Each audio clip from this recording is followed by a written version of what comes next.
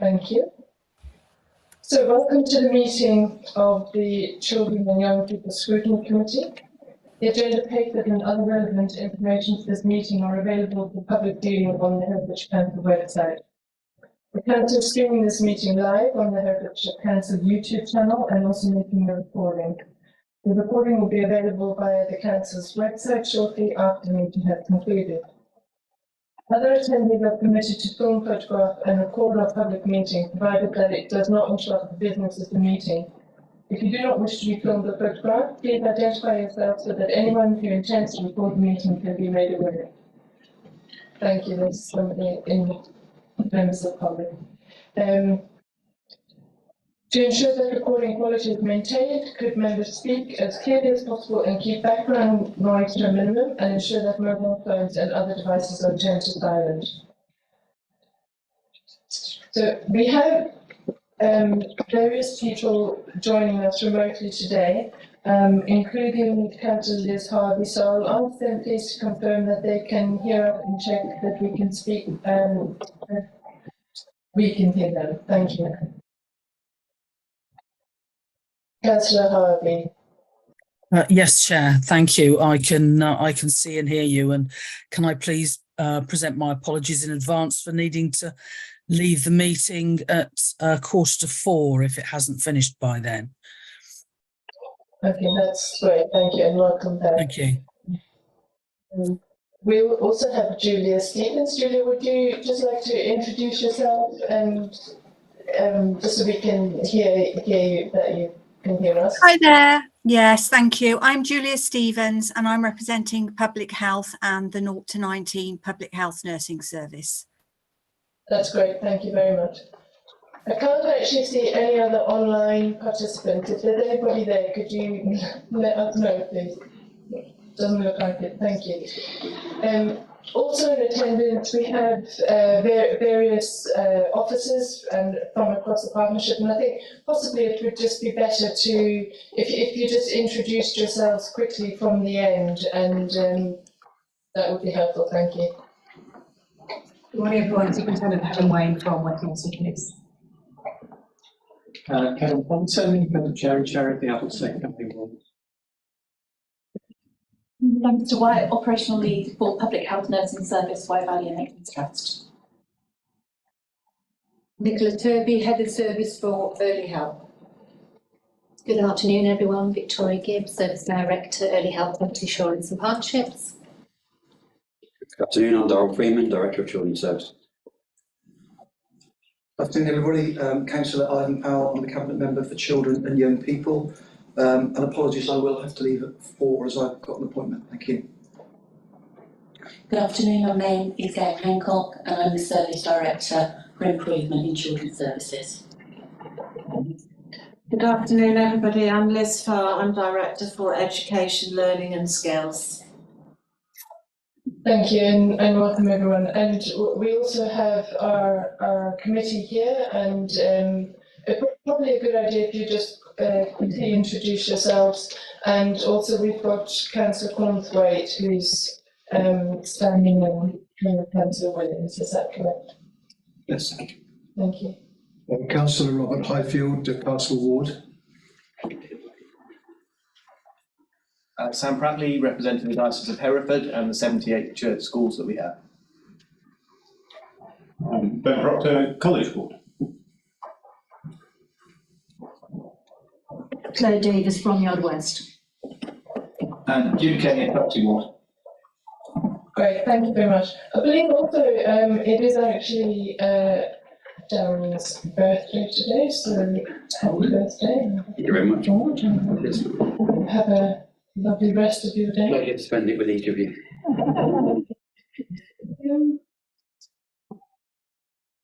Right, so we have all our members, we have officers,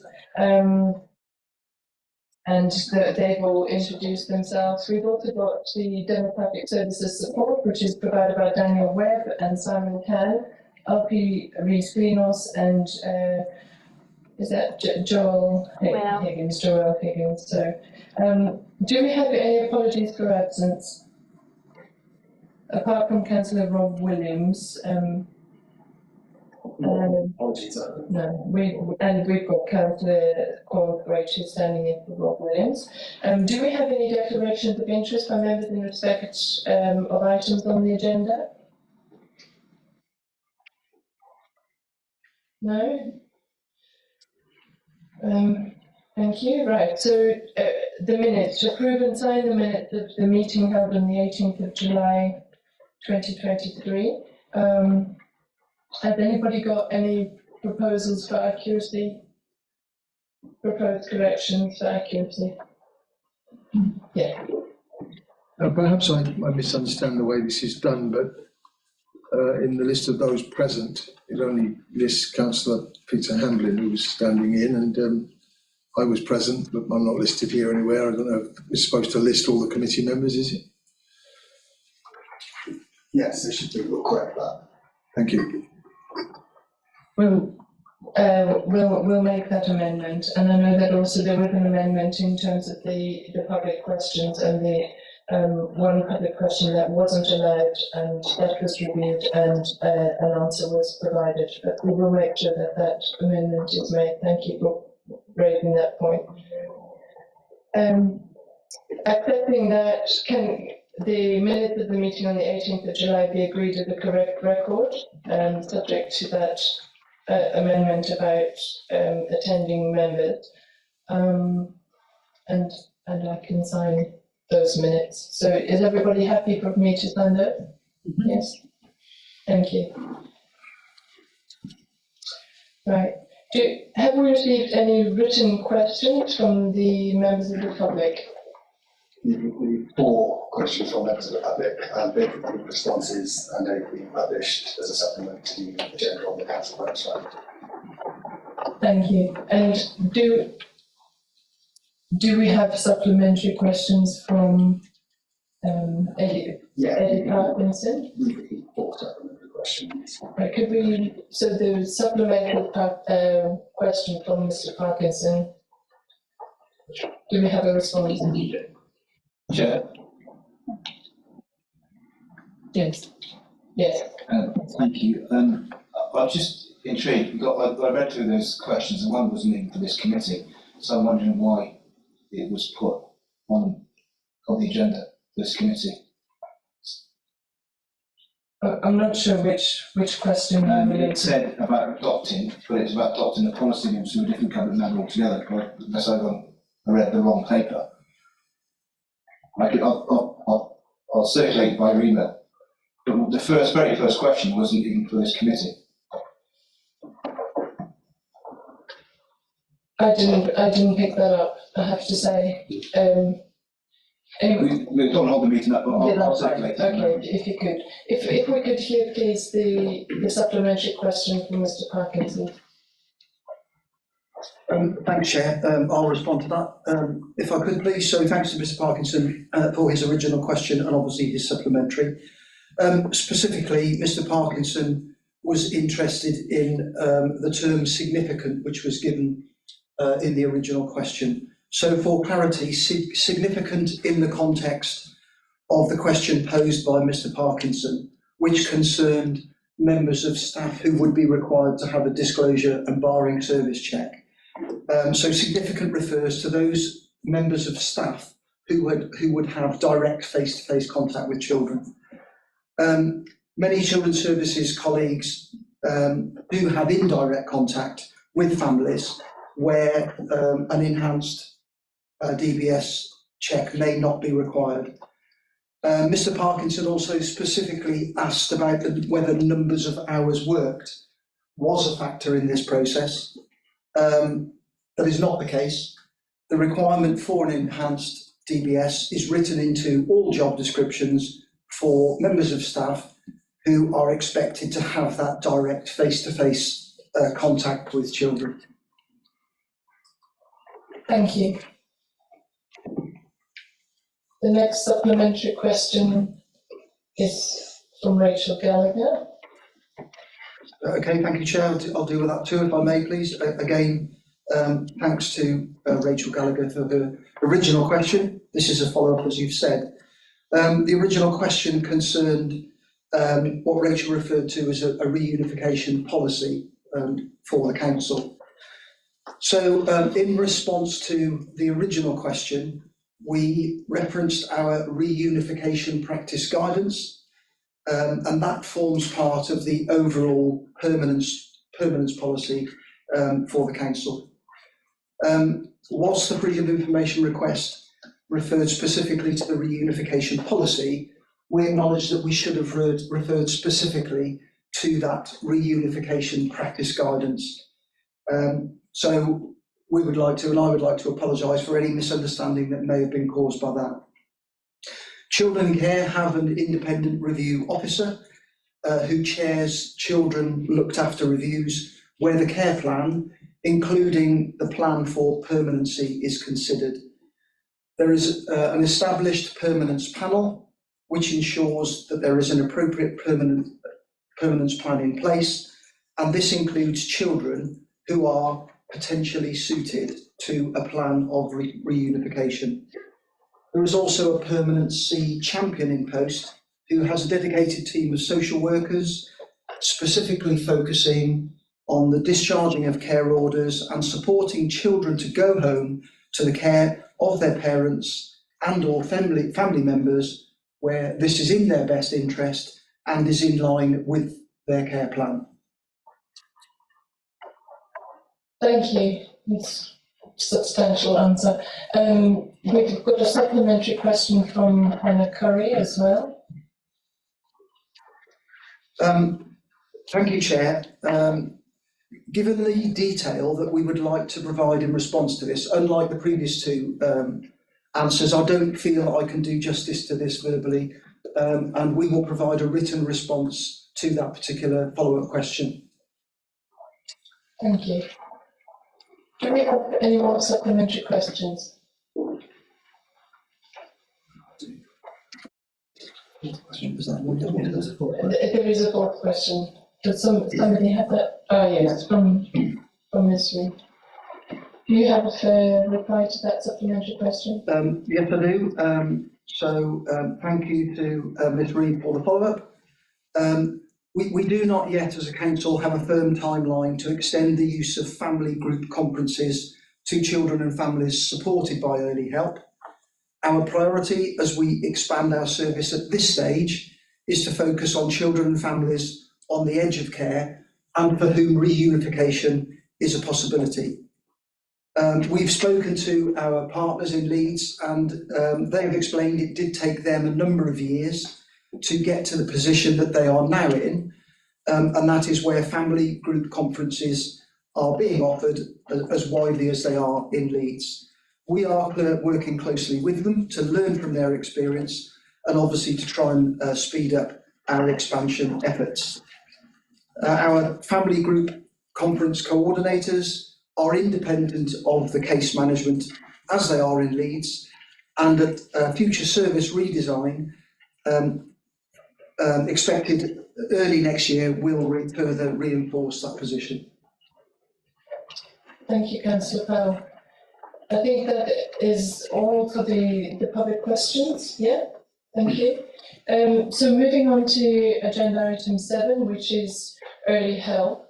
So we've had a visit to the MASH and had a look at some of the early help offers, sort of discuss that, and we're going to be having another visit for those committee members that didn't manage to get there. Thank you very much for the presentations that we've had, and we're just now looking at really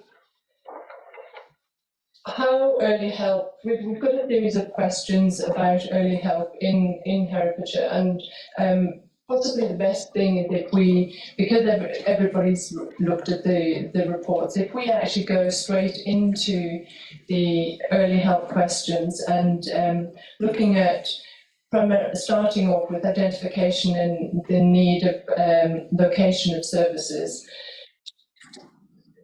If I could start the questions and just say, really, how do the council and partners engage with children and families to determine need and demand for the services. We know that we've got the right time, the right help, and the referral system, but what we're really trying to get to the bottom of is how well do we know our families and their strengths and the pattern of service use, and how is that knowledge of our families actually determining what the service provides.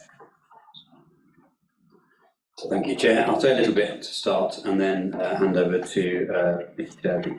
So a lot of our allocation of services at the minute and location of services is based on historical data, primarily from the Joint Strategic Need Assessment. That's an assessment that's being updated in the next 6 months by our public health colleagues. So it's a data set that is refreshed periodically. It's also informed by service user feedback and by demographics and information we get from school, voluntary and community-based sectors. So it's a movable feast. A lot of our early help and prevention services are delivered either through school hubs or through talk community hubs. So in relation to what data do we use, it's data that primarily comes from the Joint Strategic Needs Assessment and from census data. But in terms of specifics, I'll need to build on that. So families are identified by those professional or people who know the family and work with the family. And then advice and guidance could be given at that stage. Signposting can be given at that stage. It's depending on the level of need. Then we also have our Children's Health and Advice team. So some of our publicity is around advising people to call the chat helpline. That's families and professionals, again, so we can give advice and guidance, signposting at that early help stage, so before there is a need for targeted services. Then if the needs, I'm thinking of the windscreen of needs in Herefordshire, so that's level 1 to level 4. Level 4 is safeguarding, level 1 is where just universal services are required. So level 2 and level 3, that's where the chat line could come in, that's where professionals out working in schools, in the health services, police, can all give that advice and guidance. And then if at that stage, actually there are more complex needs in the family, then the advice would be to work with the family on the completion of an early help assessment. And that's an assessment of the whole needs of all the family, so all that family in that household, so all the children and the adults. That's done with family's consent. And then the professional completing the assessment with the family draw up a plan of support to address those needs. That is a working document and is regularly reviewed at team around family meetings. That's when the professionals working with the family and the family all get together and look how things are going. And also that's at a point where if additional needs have been identified, and that can happen, because when it's targeted support, that targeted support goes into the family home. And perhaps, you know, the relationship is getting stronger through the work that's been completed. And then the family might open up about perhaps what's really going on in the family home. So then those additional needs can be put in the plan and addressed. And as I said, it's all done with the consent of the family. We work with all family members. That can be separated partners, so if the family is separated, we would work with a separated partner as well, if we've got their consent to do so. We also work with other adults who have a role in the life of that child and their upbringing if required. So, for example, we were working with boundaries or routines within the family home, and say one of the grandparents came and helped with bedtime routines regularly, we would go through those with that person as well. So is that there's consistency for that child in their life. We also work with the children and find out their lived experience. That again can highlight further need and further work with the family. Does that answer the question? I think I might have gone off piece. No, thank you. That's it gives us a good sense of what the process is. I think that possibly also there's a very changing atmosphere within early help, and obviously the needs of children and families is changing quite fast. I think we've seen the pressures of COVID, we've seen the pressures of the cost of living crisis, and so I think that sense of really how well we know our families. I mean, the Joint Strategic Needs Assessment is in the process of being rewritten, so that's going to throw up more things. So I think do you see that there are changes within the kind of community dynamic that we need to respond to, and are early help services able to respond fast enough? Are the police and are the health partners, is the partnership robust enough to be able to pick up what's changing in our communities and adapt the service quickly enough to make sure that it actually is effective? Definitely. Yes, I think the early help service, that's the internal service and wider partnership, is constantly evolving and developing depending on the needs. We look at families as individuals, but I know with our chat helpline, for example, we've had an increase in calls around mental health, and that's of children and young people, and it's primarily around anxiety. So from that information, what we did internally was we then trained some of our staff in the Fearless Parenting Programme, which is a sort of prevention and early help offer. So the Fearless Programme is a triple P parenting programme, and it's aimed at parents of children with anxiety, and that is working with the parents to help them manage their child's anxiety and also their own anxiety. So that's getting in early. Also, for example, the chat constantly are updating their knowledge and about what services are available around mental health and anxiety. And I've got pages of services available, and that's from that online offer, telephone offers, and then more specialist services, which most people need access through a GP or a referral to CAMHS. Thank you. And are we developing a sense of impact, I think, is one of the things I would ask. But Sam, you've got a question. Yeah, good question. So I think one of the things you just talked about there requires somebody, probably a professional of some description, making contact either through the phone line or through a referral or something like that. It strikes me that every school will be recording in their My Concern software every single concern that they have against a child. A lot of those won't come anywhere near you. Yeah. It feels like that's quite a rich data source that you, in theory, could be looking at to think, what else is going on? And in theory, you could also use that to start targeting some particular activities or training or prevention or whatever. Are we doing that? Is that data that we have access to? It seems like an obvious opportunity. Sam, or do I call you Mr. Prattley? A great question, and I hadn't heard about, well, I had heard about that, but not as well explained as you just have, and I think that is, could be a very rich source of data. I haven't seen it, I don't know if it can be shared. I presume if it's at child level data, there would have to be agreement to share that. But I think, yes, getting up that prevention, that early help, that sort of data and information would be great in actually what could be coming up the line. And yes, and you're right, and put my hands up. Our early help offer on our council website isn't the best. We're currently working on that, and we're working on more new publicity around early help.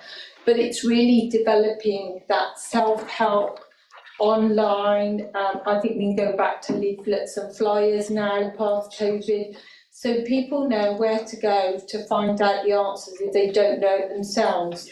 And, you know, our chat line is that our council offers that first line for people who don't know. But, you know, it's getting that, the offer publicised better. That's something we put our hands up about.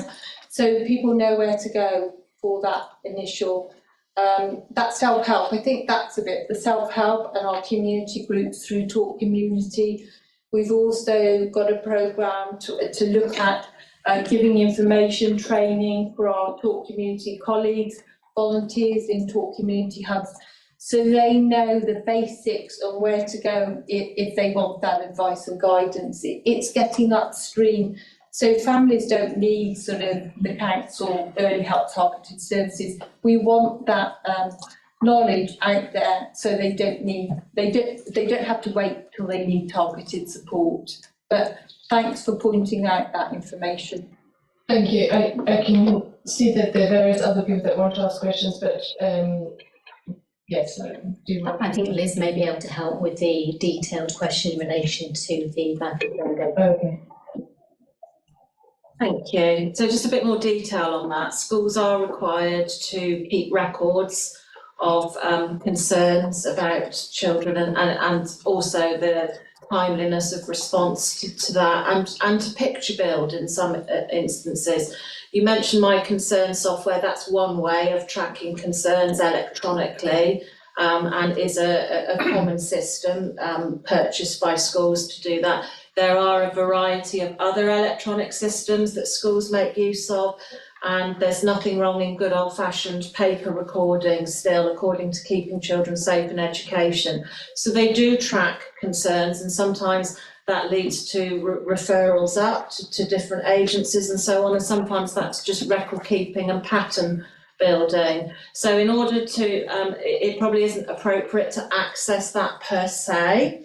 That's confidential data held in schools, but our schools do report in on patterns and trends and what they're experiencing that feeds into our annual safeguarding audit. So we do capture some of the sort of rising patterns and trends from our designated safeguarding leads in schools. Thank you. I think that this question of the relationship with schools and the role of schools within early help is a really important one, and it's good to hear that. I do feel that potentially we've got a recommendation around making sure that we actually make more effort to capture what the trends and patterns are, to make sure that we've actually got the schools completely on board, because it seems that, you know, they're big referrers, the schools. We know that during school holidays referrals drop, so I think just making sure that our partnership around early help is properly incorporating the schools would be really good. Councillor Kenyon, you had a question. Yes, thank you, and a few observations. First off, if you're struggling, you've got children, you're not going to come to the council. You're too scared because you think the council's going to take them away. And to be fair, I reckon you've got quite a reputation for that, which needs to be addressed and changed completely. And you're all nodding in agreement, so I kind of know I'm right. It's not just schools, it starts with midwife in the NHS. It starts with a midwife. If there's issues going on, the midwife picks it up, then it goes through to nurseries, all these organisations, primary schools, secondary schools, colleges, and if you get to find the police, you know, it's already a really sad situation. I'd like to know some numbers around referrals from each of these organisations, because we need to know what we're dealing with and where they're coming from. Also, care leavers are another source of quite often care leavers do find themselves with children rather young, and what support goes in there, what help goes in there to stop their children coming or needing assistance. But there's a fear, and that's the really sad thing, is there's a fear. The council should be there to help. If you're struggling with your kid, you know, let's put this intervention in. Now, I talk highly of the family support officers. I think we should double the number of family support officers straight away, because that way that support can go in and they go, actually, the council are trying to help us. They're not trying to hinder us or take our children away, because the strap line is they're going to take my children away. And we talked in questions earlier, cabinet member was talking about a particular one who had her children taken away, and she wants to know about when she could possibly get them back. So we need to get better than that, better at that. I've got one more thing to do. What is being done within the organisations to be proactive intervention and early intervention? What's actually being done? And this is where I feel, again, the family support officers can go in. I've spoken many times in both the committee before this one and this one now about pastoral care within schools, and we should be doing, well, like Ofsted go in and do how they're doing education, and we should be going and saying, how are they doing pastorally? You know, do they need more support? Let's know what good is. You know, there's some schools out there, I'm sure, are doing some fantastic things. Let's shout about it and let other schools learn from it. Let's find, this is probably the paper you need to be working off and issue it to all schools, everyone, right through to the nurseries, and then make them clear, if families are struggling, we can help, we can do the interventions, because unfortunately, it's never about money, but it is money. But the money side of things at the moment in the council, we've got a huge overspend in children's services, and it's almost like we think it's okay, it's not okay. It's really not okay, because other services suffer because of it. And if we put the early interventions in, preventions in, it stops it at the far end. You can never gauge how much money you can save by spending at the front end. You'll never know, but you will know. So they're my observations, and a few questions around referrals and where they actually come from. Saying they drop in summer holidays is fine, but they're still coming. Thank you. The Director of Services is going to respond to that. Thank you. So I agree totally on the point Councillor Kenny is raising about the fabulous work that primary support workers do. And if it were in my gift right now, I would certainly increase the numbers of them. It's something that we're planning for in the service redesign. Councillor Kenny, though, did mistake my shaking a head as a nod of the head. I wasn't agreeing with him that when families, colleagues on the bench,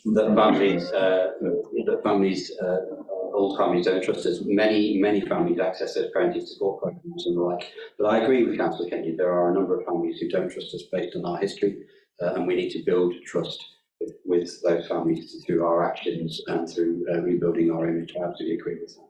We'll provide a breakdown and a report in terms of the numbers of referrals. We're doing a similar piece of work with our safeguarding partners at the minute. And likewise, yes, as a group of care leavers who also have young families, we can provide more details at a later stage about the support that we provide for them. In terms of the questions, the broader questions around what early help and prevention and intervention work's going on, I'm going to ask some of our colleagues around the table as well to kind of chip in here, because I just want to point out and remind committee members that early help isn't just a council responsibility, and it isn't certainly just a children's services responsibility. We're one of a group of partners. We've got the Safeguarding Partnership represented by a couple of us here this afternoon. They have a key role in ensuring that early help arrangements are in place too. And obviously we've got our colleagues from Health and Public Health. So I'm sure Nick, you might want to come in on a couple of points, but actually I'd also invite colleagues from other agencies to comment at this point. Thank you. Would you like to respond? Yeah, Councillor Kenny, thank you. I just want to say about, families not wanting local authority workers in. Yes, we have come across that, but we've also got such a lot of good news stories, and we're actually putting together a communication strategy for early help, because we have much more positive feedback than we have negative, and we've got to get that out there. And in the future, what I'd like is trying to get off some of our families we work with and have positive outcomes, that actually they go on camera and say, because early help for years now has been deemed as good through Ofsted inspections and through other improvement partners looking at our work. So our work is good, and we are relationship based. So it's all about getting that relationship with that family, because that's the only way to bring about change. It's got to be based on trust. And that's the way we work, and we work with consent. So we have to work on the relationship, otherwise if you don't get consent to families, and actually families then withdraw their consent, so then we end.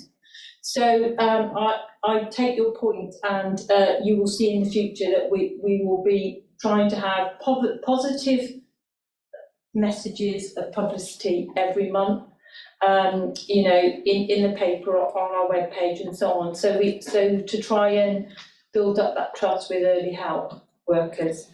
And going on to referrals, where do our early help assessments come from? Approximately 50% come from our schools. That's a slightly larger proportion from our primary schools, slightly less from our secondary schools.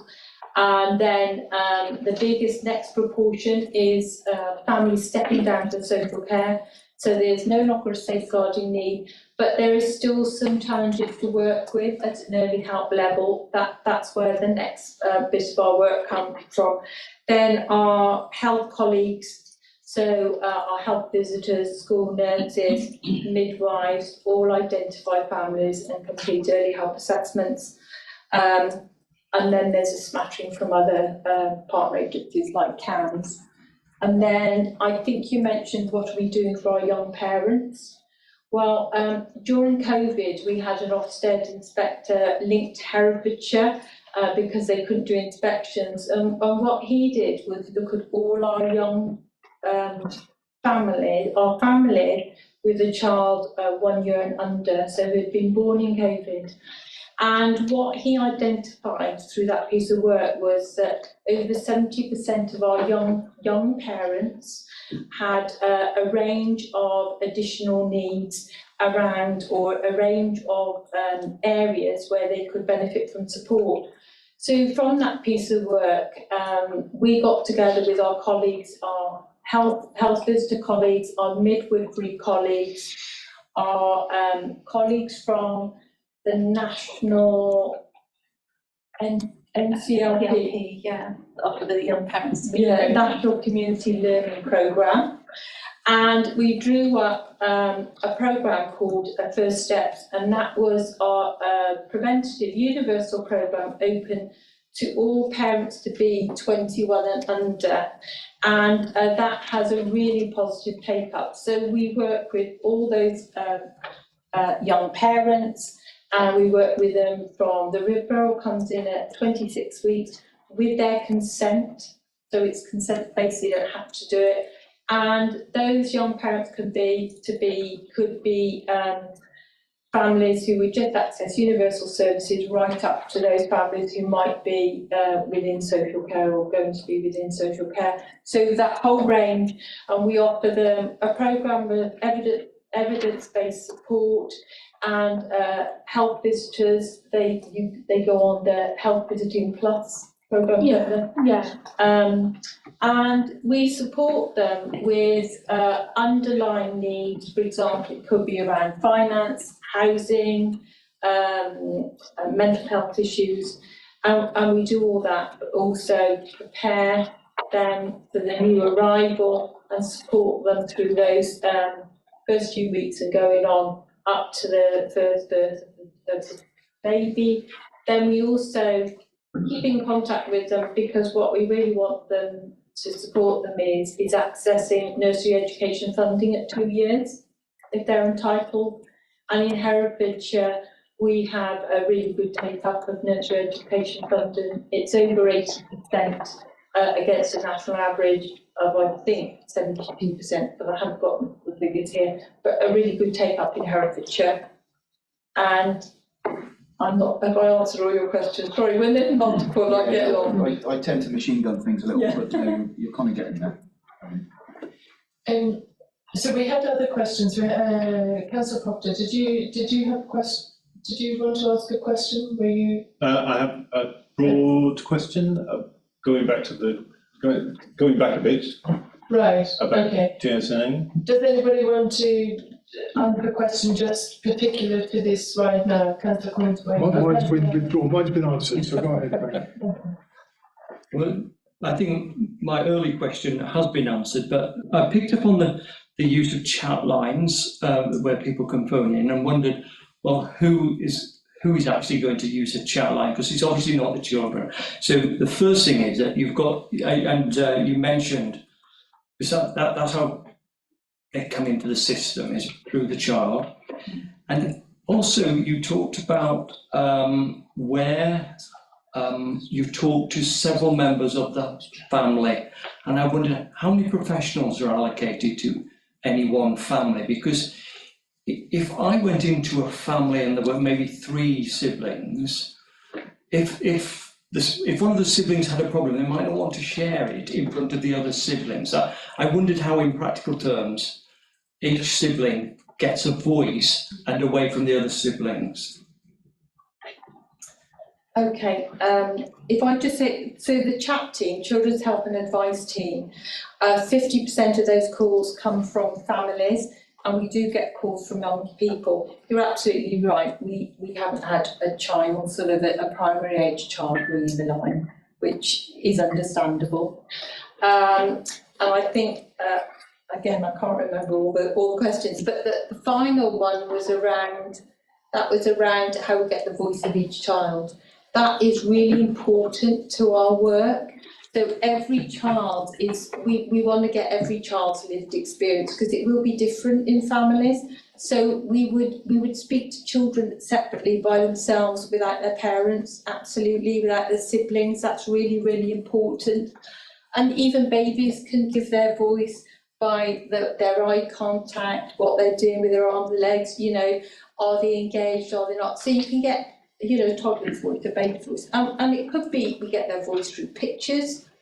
We also use something called the widget, or widget cards, which are cards we use with children with additional needs. And so they can point and use them so if they can't express themselves. So there's lots of different ways we get the voice of the child. But you're absolutely right, individual voices are paramount to our work, because we've got to know the child's lived experience to bring about positive changes and have a positive impact for that child in that family. Thank you. You asked a question, Frank, about the number of professionals that might be involved in a team around the family as well. That will vary from family to family, so it will depend on whether, for example, the child's of the school age. The school would always be involved as part of that process. And then likewise, all decisions around whether health professionals are part of that group, whether it's health visitor or specialists and the like. So it will depend on the individual circumstances and whatever comes out of that early health setting. So it's not one size fits all. See, Councillor Harvey had the question. Councillor Harvey and then Councillor Davis.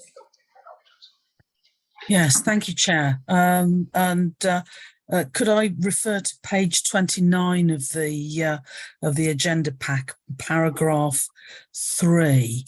I'd just like to begin by seeking a bit of clarification on the difference in terms of the description in paragraph 3 compared to paragraph 2 as regards early help. And apologies in advance if this has been explained in the presentation that committee members received at the beginning of September that I wasn't able to attend. But paragraph 3 talks about early help as preventing further problems arising, for example, if it's provided as part of a support plan where a child is returned home to their family from care. And I'm just wondering whether those are the similar sorts of support services to those that are delivered for early help. But, you know, that doesn't seem to be early help in my understanding of, you know, early help being something that helps to prevent families and children entering further into the social care system. Thank you in relation to that. So the definitions fall out of working together to safeguard children, and they reflect the continuum of need. So where children, people and their families can move between levels of need interchangeably. So early help is about providing support at point of presentation, but it's also enabling families to continue to be step down or step across into targeted and universal services, so that families have an ongoing plan of support as part of a reunification package, and also for them to be able to continue to access wraparound services within their communities. Okay, thank you very much. And that sort of leads me on to my next question, which is about paragraph 5 over the page in the report, which talks about early help services being targeted. Early help targeted services work with children and their families around level 3 on the continuum of need. And again, apologies if this was explained to committee members in the presentation at the beginning of September, and I'm pleased to see that the slides are part of the agenda pack for the meeting today. But level 3 is labelled as intensive support, and again, and maybe it's me, maybe I've got the wrong end of the stick, but I was kind of imagining that early help would be, you know, at a stage prior to the need for intensive support. Thank you. So again, in terms of that, there are levels of early help. So early help can be universal services, and it can be more informal early help, which is any agency or any professional or volunteer that comes into contact with a child or family can undertake some type of early help activity. That might be information, advice or guidance. It might be a short piece of work. In terms of our continuum of need and our threshold document, targeted early help, which is the local authority's early help service, is accessed within that level 3. So when a coordinated plan of support that follows an early help assessment and the need for a team around the family approach is required, but that also takes into account the role of the lead professional. Equally, any other professional can act as a lead professional and undertake early help assessments, and can also undertake that wider team around the family approach. So again, it reflects that continuum of need in terms of ongoing support for children and people and their families.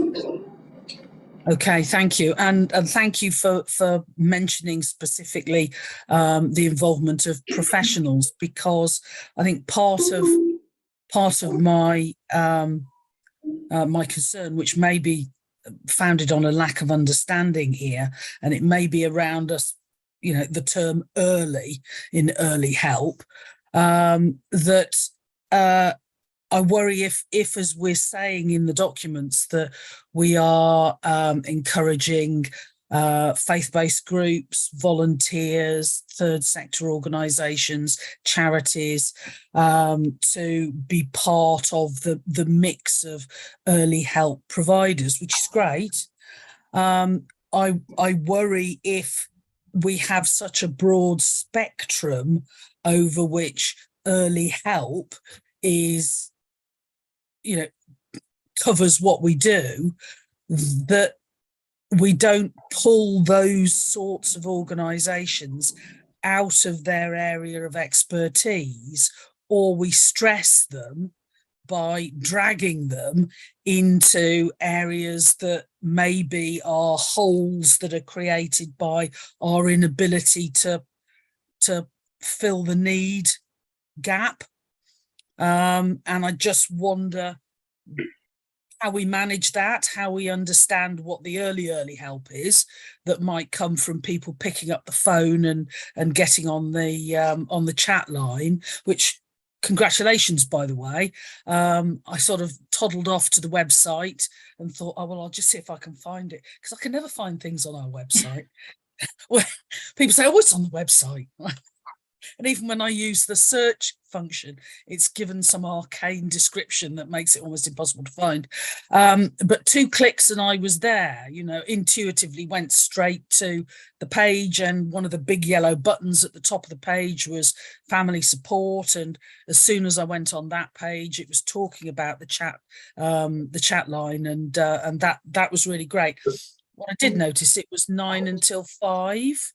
During the working week, and you know, families tend to when they have sort of support needs, that doesn't necessarily align with the working week, and I just wondered whether I didn't pick up the phone and check it because I was looking at it during working hours, but I did want to ask whether it's possible to leave a message on an answer phone if you're ringing out of hours and feel that you've reached out to somebody, or whether you've got to kind of hold your problem until 9 o'clock Monday morning if you happen to be having a bit of a crisis over a weekend or in an evening, or whatever. So that's a question.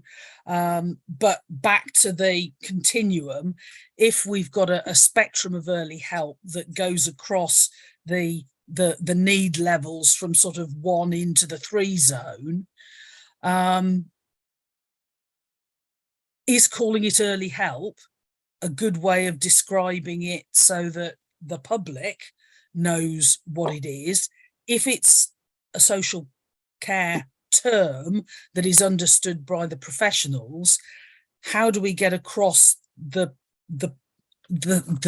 difference between the sort of help that can be accessed, you know, before you've got social workers involved and you're really just looking for some advice and support, you know, right the way through to the kind of intensive stuff that involves social work professionals being involved in putting care plans together at level 3? So would you like to answer that? And then see also that Julia's got her hand up and she may be wanting to come in on one of these points. I'll have a go. I think there's a real danger at times that we potentially over-engineer and try to structure some of this stuff. We can call it early help, we can call it earlier intervention and prevention, we can call it family support, and it is called each of those names in different forums and by different agencies. And families generally know what it is they want, whether it's a bit of behaviour support or parenting support or financial support in terms of the cost of living and the like. So I think there's a danger sometimes we try to over-categorise it, and I think that's the point that Councillor Kenyon was making as well. Families just want to know where they can go to get help. In terms of the continuum, I think I understand Councillor Harvey's point, and yes, at level 3, on one level, that's not early help and intervention, but it is about a lower level of need. And again, in that continuum, most of the family contacts that come in, you know, if you're looking at that continuum levels 1 and level 2, they happen in schools, they happen in faith groups, they happen in community groups. They don't contact the chat line, and they don't contact children's services or the MASH. So much stuff just happens within communities and within families, and it's really anyone that. So when we talk about targeted early help, it's where we're either trying to step families down and step interventions down from a statutory intervention to a low level of need and more community support. But I get the point that there's a perception maybe around that one that it's about children's social care. It's not. It's the continuum. I think what's really important is that with our partner agencies, and again I'm going to stress this is not just Herefordshire Children's Services point, particularly at levels 1 and 2. Then it's about making sure that community voluntary faith sector organisations, universal health services, schools and other agencies are supported to provide a broader range of information as they possibly can to families, and families wherever they speak. So it's usually to a trusted professional or a trusted pastor or vicar or somebody in the library or someone else, just so that we make sure that information gets out about how families can access that, whether it's through talk community or through other mechanisms. Thank you. And I think the issue of the different partners is really important, and actually it would be good to hear from the partners. Possibly your question, Councillor Davis, may refer to this. Yes, thank you, Chair. I'm really concerned about prenatal. What's going on with prenatal classes? You mentioned midwives, and they're a really good source of gathering information. I also wanted to ask about, within these classes, they've got the hormonal changes within parents, and then the jealousy of other siblings, because that does make a big difference when a child comes along. I'm just wondering, is there anything going on there, please? Sorry, yeah, so our colleagues in midwifery do offer prenatal classes, and as a health visiting service, a public health nursing service, we will also offer our mums-to-be parents antenatal contacts as well. So that's either one-to-one within the home, where we do a holistic assessment. We look at family history, if there's any siblings, and we can support parents with sibling rivalry. We can do the work around that. We work with our community nursery nurses as well, who work kind of alongside the health visitors to provide some of that support as well. So they can go into the home, they can be brought into clinics to have that work as well. And equally, as a service, we are also now launching our antenatal groups across the county as a health visiting service, and they're launching now at the end of this month. We'll continue to roll out in October, and that is a regular antenatal group where parents can come. We will look at delivering public health messages, all of that as well, and providing that support, that emotional support for mums and for dads, where mood changes can happen during that period in the postnatal period. So we will be providing that as well to parents, but equally they will offer, alongside that, they will have their mandated one-to-one home visits as well, where they can have those discussions, and they can request that from us as well. So we have clinics that they can access to, and we also have a single point of access to the health visiting service. So if parents are feeling overwhelmed or they feel they need a chat, they can call us, and they can speak to a qualified health visitor, and equally then we can go out and visit them and provide additional support around what those needs are as well. Thank you, that's very good to know. Thank you very much. Superintendent Wayne, did you want to say something? Yeah, thank you. Darryl mentioned a couple of times the role of partners in early help, and I wondered if it would be useful if at this stage I articulate a little bit what Lisa doing in this space. We have a number of officers within my problem-solving hub that are dedicated to early help. I have a prevention assessment officer and 2 intervention and prevention officers, the first of which is co-located in the MASH with social care staff, which is really beneficial. And to bring back to the point that Councillor Kenyon made earlier, initially when we set up these roles, we were focusing on children who were already showing signs of trauma, either being on the fringes of criminality, going missing, etc. And what we're doing at the moment is sort of moving that focus towards, from tertiary prevention, more towards secondary prevention. So focus on children who are exposed to situations that cause ACEs, be that domestic abuse, drugs, drink drive, neglect, anything, to try and reduce or remove that, and remove the likelihood of them then becoming involved in those sort of behaviours in terms of missing and criminality. So we do that using our own data sets. We talked about the data in education, we have that as well. So the prevention assessment officer will look at every child who is recorded as what we call an involved party on a crime. So they're not the victim, they're not the perpetrator, but they have in some way been involved in that crime, or indeed a non-crime incident. So for instance, a domestic abuse incident where there isn't actually a criminal offence recorded on more than one occasion. So they're reviewed. He reviews every child under 15 that's subject to a stop search. And we also look at some referrals that come back our way from the Match Early Help team, particularly, for instance, where they're at level 2 or 3 and the family is unsupportive, and whether there's any interventions that the police can deliver. So not all of those, the children that come to light during those referrals, and to give you an indication of sort of the numbers, in Q1 of this year, the prevention assessment officer looked at 88 separate referrals, if you like, from those various different data sets. Not all of those will lead to a specific intervention by the prevention and intervention officers. But where they do, they will do things including home visits with family and ongoing engagement with parents, potentially school visits and engagement with education professionals, potentially referrals into programmes such as Steer Clear, which is around violence and knife crime, or Strong Young Minds, which is anger management. We also look at diversionary activities. They were really closely linked to the South Police Boxing Club and Going for Goal, which is supported through Heritage Football Club, and various other activities. But predominantly they are sports-based, and we're looking at the moment at seeing how we can branch out that offer of diversionary activities to more sort of creative type activities to ensure that we've got something that we can offer.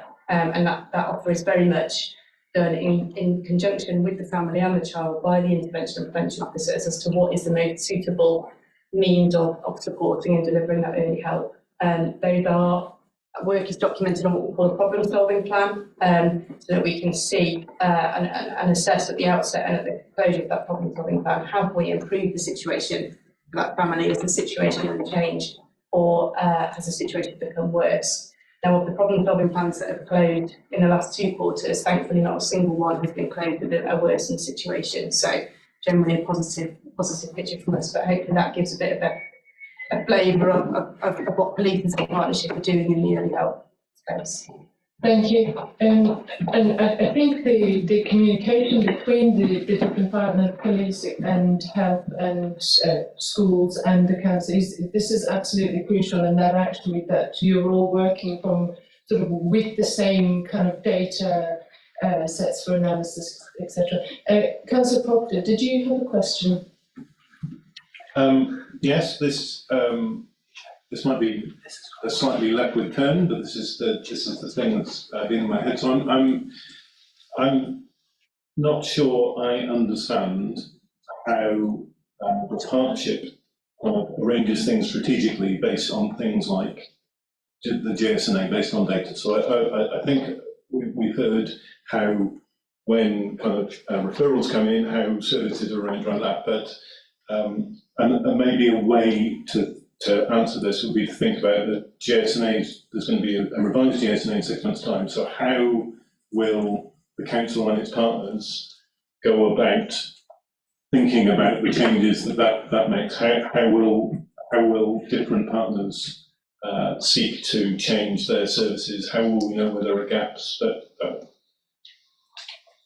Yeah, that's a helpful question and observation. Yes, certainly with our public health colleagues, there's a lot of work going on across the partnership at the moment to develop not only the data set that's behind the JSNA, but also how we're going to use that information going forward. So there's quite a lot of conversations. I know my leadership team were involved with public health colleagues last week, and that's happening in other leadership teams as well at the moment. There's also lots of parallel pieces of work. For example, Liz is doing a piece of work to develop some hubs around primary schools. There's a couple of our community voluntary sector organisations are also developing some work around primary schools. So there's a lot of interest and energy in ensuring that our schools are further developed, because they're already there.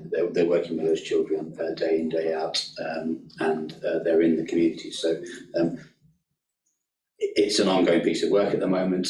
What we've got is some historical structures that need to be broken down a little bit and made more flexible.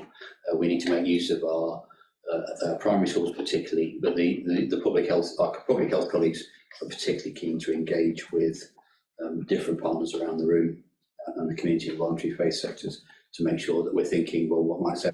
And of course, a new JSNA or a revised JSNA isn't going to make a jot of difference to services in 6 months' time and possibly even 12 months' time. But as long as we're making sure that we're using that information to inform conversations about what do we want services to look like in 2 years' time and 3 years' time, whilst at the same time we're developing those relationships with our primary schools and other services. That makes sense, but I guess the temptation in all organisations is it's easier to carry on doing what you've been doing, what you think works. So how I'm just interested in how different partners, how you can be sure within a partnership that different partners are not just carrying on doing the same thing, but are actually changing as a result of changing data. Yeah, and maybe I can invite Kevin. Do you want to say something about how the partnership using data to make sure we've got the right services in place? So I think I would say, Chair, that use of data by the Safeguarding Partnership is still work in progress. But we are making progress. We are looking, for example, at data from the front line, the MASH, around contacts and around referrals. There's a meeting of the Quality and Effectiveness Group in about 2 weeks' time, at which our first agreed data set will be looked at by the group. So we're anticipating some better conversations around what is data telling us. And we're starting with a small set of data, learning to walk before we try and run. And there's a whole range of other data that the partnership will analyse. And I'm also pleased to say that we're now getting data from partners. So progress is being made in that area. The Wye Valley Trust has supplied us with some data that's very useful for safeguarding purposes, but still work in progress as the independent scrutiny. I'll say that until we've got it as a Rolls-Royce model. And the other key partnership that isn't really here represented as such, other than several of us are members of it, is the Children and Young People's Partnership. Now that's a partnership that is very much pitched kind of below the level of statutory intervention. It's about early help and intervention there, and the JSNA and the revised JSNA will go to that group, and that group will be driving force for what happens now. Thank you. I see that we've also been joined by Matt Pearce. Welcome, Director of Public Health. Councillor Ken, you had a question, and then Councillor Harvey. Yeah, thank you. It's just you mentioned Bennett mentioned the inter-community centre act with the chairman of the trustees. I know this morning I made an appeal to get the roof of the boxing club fixed to the leader of the council, and he's assured me some money will be found. So if we crow about something, let's follow it up and get the roof fixed. Make no apology for mentioning that here. Just onto the health support workers. How many are there? Are there enough? Are they overstretched and overworked like so many of our social workers, or are they in a good place? That's what I'd like to know. Yeah, of course, so from a health visiting and a public health perspective, we are in a good place. We are fully established across the board within our specialist public health nurses, within our community nursery nurses as well. So that support is available, and yes, we are fully established across school nursing as well as health visiting. Thank you. Councillor Harvey, did you have a question? Yes, I did. Thank you. I was wanting to, it was great to hear about all the different ways in which, before even a baby's born, we're starting to engage with the parents, and particularly younger parents, and also how we are staying in touch with families who've got babies and toddlers on their way into the nursery system. That's all great. And good to hear that we're doing we've got lots of different options in those areas. I was wanting to ask about teenagers. Clearly, if they're starting to engage, become known to the police, we've had some comments on how the police are engaging in early help and trying to turn behaviours around. But for lots of teenagers who aren't taking that path, but are maybe not getting the support at home, or are wanting to ask questions that maybe they don't want to ask at home, or needing some support, or they've got problems or whatever. I know we had No Wrong Door close with sort of no notice, and that was being funded outside. And maybe we took our eye off the ball while we weren't actually paying for that as a service, and it kind of fell off the mantelpiece when the funding came to an end. But I'd kind of like to know whether, what the lessons are that we've learned from that, what we're doing to build that kind of a service back in, and what we're doing more broadly to provide teenagers with somewhere to go, some way of connecting with advice providers that maintains their privacy and gives them a safe space.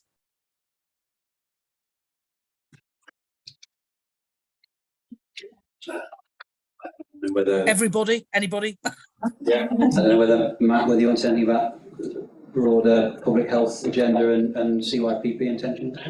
Yeah, that's not something we've discussed. I don't know if Julia wants to come in, who's online. So I could kick one over to you, Julia, around 0 to 19 service. Is there anything that work is going on around that? Hi there, can you hear me? Yes. Yeah, brilliant. So in relation to what we're doing for our teenagers, our public health nursing service has a school nursing service embedded within it. So every high school will have the opportunity to access a school nurse who delivers drop-ins for young people every week. And what we have been seeing over many years is an increase in the number of students and young people from those school communities dropping in to visit. And it is confidential, and they can go in to see a school nurse and talk about various things, whether that's sexual health, whether it's anxiety, whether it's about smoking, drinking, drugs, etc. And our school nurse will provide them with information, advice, signposting, possibly signposting to our sexual health clinic as well, which we also commission. And they have a young person's clinic on a Wednesday afternoon, which obviously gets a large number of young people from our colleges and universities that go down that time of day. And again, it's a confidential space to have discussions about all sorts of things. So with the recommissioning of our 0 to 19 service, which we're currently in the middle of at the moment, we are looking to develop an enhanced offer for our teenagers. So we are looking to develop our public health nursing service, further supporting our teenagers and young people with workshops within the school, support especially around transitional times, which cause a lot of anxiety for many, and greater support for those children also missing from school if it's related to a health need. So I hope that gives you a bit of a flavour of what's currently on offer and what we hope to achieve in the near future. Okay, I mean that's handy. Did we get any lessons out of the no wrong door kind of implosion? I'll have to hand that one over to somebody else. Yeah, thank you. Certainly I think we learned a lot in terms of keeping an eye on contracts and commissioning, and of course all age commissioning has changed considerably since that point. I think it's worth reminding committee that I think in terms of the broader points that Councillor Harvey's raising, of course youth services is no longer a statutory service, and Herefordshire Council, like many other local authorities, doesn't run or commission youth services anymore. And if I put my Director of Children's Services hat on, I think that's a shame that naturally... Yeah, more's the pity, yeah. Yeah, that naturally rather than locally, I think naturally, it's a shame that naturally that's what's happened over a period of time. I think I want to pay credit to the points that Councillor Kenyon and Superintendent Wayne and others have raised, actually, that there are some fantastic services that arise out of community groups and community involvement, like the boxing club, football club and others, supported or sponsored by some of our partner agencies as well, such as the police or others. So I think there's something about the lesson to be learned is how we create the environment within which we can support groups like that to prosper and thrive. But I think it's highly unlikely, given the financial climate that nationally we face for local government, let alone locally, that we're ever likely to return to commissioning and providing youth services as a local authority. Can I make a plea, please? Because let's not give up on this, and maybe for Herefordshire, given the deep rurality that we have and how difficult it is for young people before they reach an age where they can drive about in a car, even if they're lucky enough to be able to afford to do that, to be able to connect up with one another, that maybe for us in our circumstances it is important to have those sorts of teenage youth services brought back at some level, and providing a small amount of financial support to voluntary and community groups can buy a lot more than we can actually do in terms of delivering services ourselves. Plus, there's a real opportunity here for us to maybe be reaching out to the city and the market town councils, and to be saying, what is it that we can do working together on this? And I try to avoid, being a ward councillor in the room on committees, but I can use an example from Ledbury to make the bigger point. We've got a youth centre in Ledbury, which is part rented out as to a commercial nursery operation at the moment, that has no footprint for our teenagers, for which it was originally built and conceived.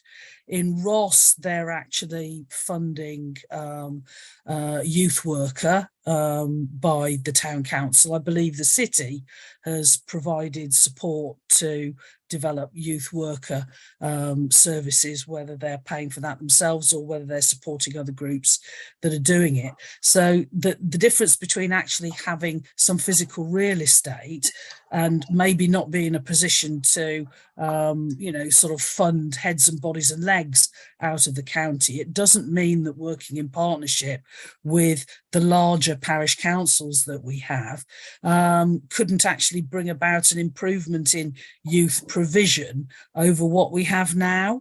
I think we just need a bit of, you know, energy and intent put into that to try and get behind some of the enthusiasm there is in the community to actually do something for our teenagers.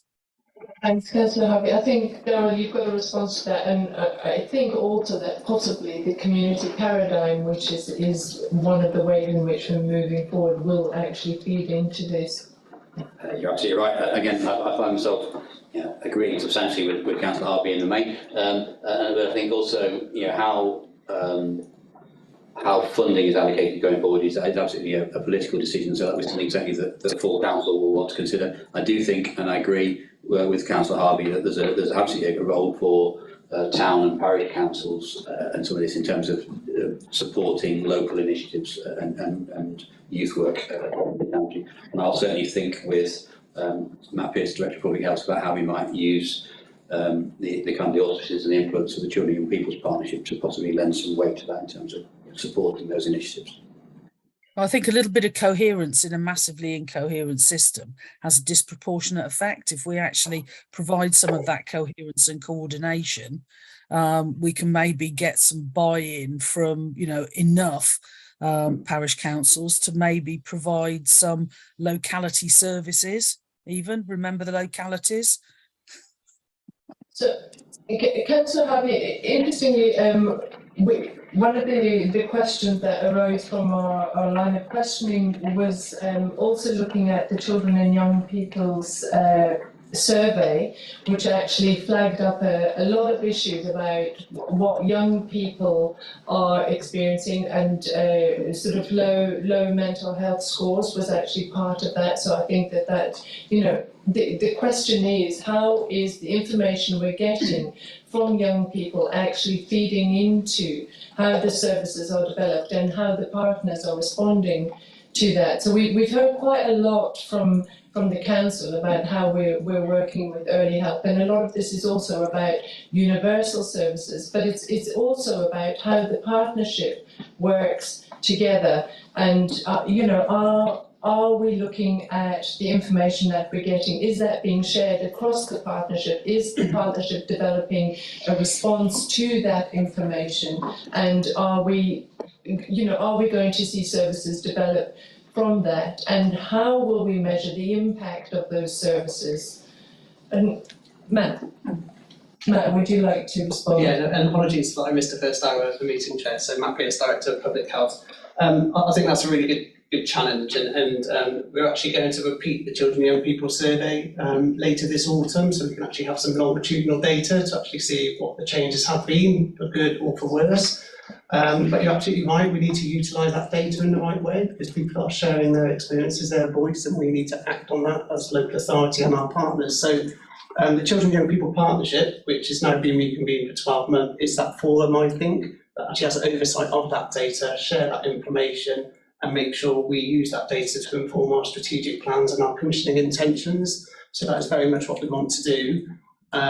Second to that, obviously, I don't know if the health wellbeing strategy has been mentioned today, but there's two priorities within our new health wellbeing strategy. But one is best start in life, and the other is mental wellbeing. I think both of those are very pertinent to the conversations today. And what we want to do is follow a logic model approach to actually how we implement interventions and evaluate them. So actually starting with what are the outcomes we want to achieve, whether that's poor oral health, childhood obesity, poor mental well-being, and then how do we actually measure the impact of that change over time. So I can reassure the committee that certainly our intention is to follow that public health approach, if you like, starting with the evidence implementing the intervention and evaluating it, and that constant cycle of change to make sure we're really learning as we go. Thank you. I think one of the other issues that came up was really about the thresholds and in terms of early help. So, Herefordshire has identified kind of high levels of risk aversion around safeguarding, and so threshold, we want to know really if threshold documents are being used appropriately and consistently across the partners, and how that work is going. Now we know that the partnership has had a reset, so potentially that work around thresholds, because that feeds directly into early help, doesn't it? Is this a level 1? Is it a level 2? Is it level 3 or 4? So is there a kind of universal understanding across the partners about thresholds? And if not, is there training being given on that across the partnership so that everybody is actually sort of singing from the same hymn sheet? Is anybody able to kind of respond to that? Or yeah, we'll probably do a bit of a double act possibly on this one. So I think so our threshold document is a good solid document. Ofsted certainly commented on it recently when a monitoring visit. They were more than content with the document and the way that it describes thresholds and needs, but of course it's just a document at the end of the day, and it all hinges on whether people understand it and the language in it, but also apply those thresholds and that thinking around levels of need in a consistent way. If I'm being honest and candid in terms of the question, does everybody understand it and apply it equally? I'd say no.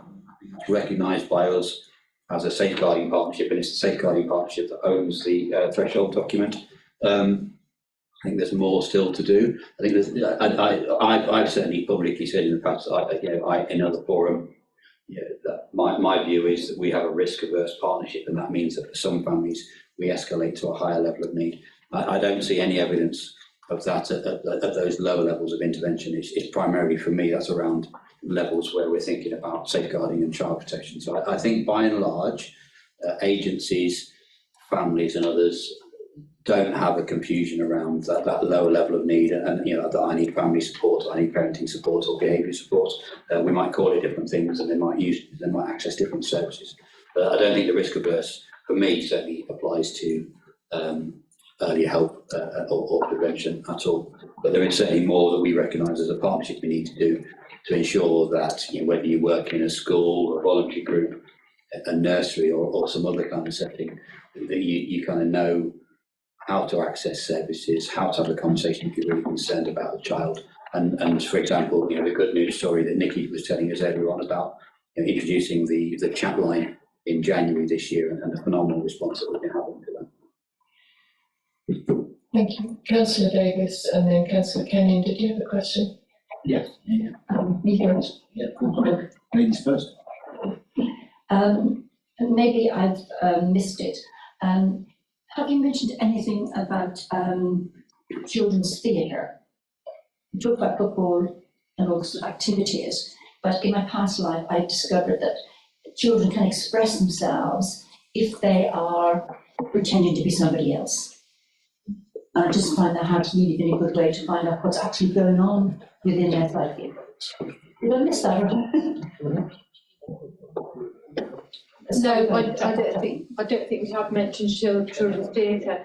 The only place I think it might be in the holiday activities and food programme that is delivered really by community organisations, and I think Courtyard might be part of that. But yeah, I don't know anything else. If I can come back in Bromyard we do have a very good youth theatre. So they do have to come back into the courtyard. So of course then we've got the expense of how do they get here. I'm sorry we're going on to the subject about lack of buses. Thank you. But yeah, just come back on that, because I'm actually a creative health champion. I've done a lot of work actually around how we can embed arts and culture in health and wellbeing. So I think there's some real opportunities there, and I think that might link with the community paradigms, actually how we can look at community investment to create really creative opportunities. I think there's a real opportunity there that I'll be willing to explore with us. Thank you. Councillor Kenyon and then Councillor Harvey. Councillor Harvey's hand is down. Councillor Kenyon.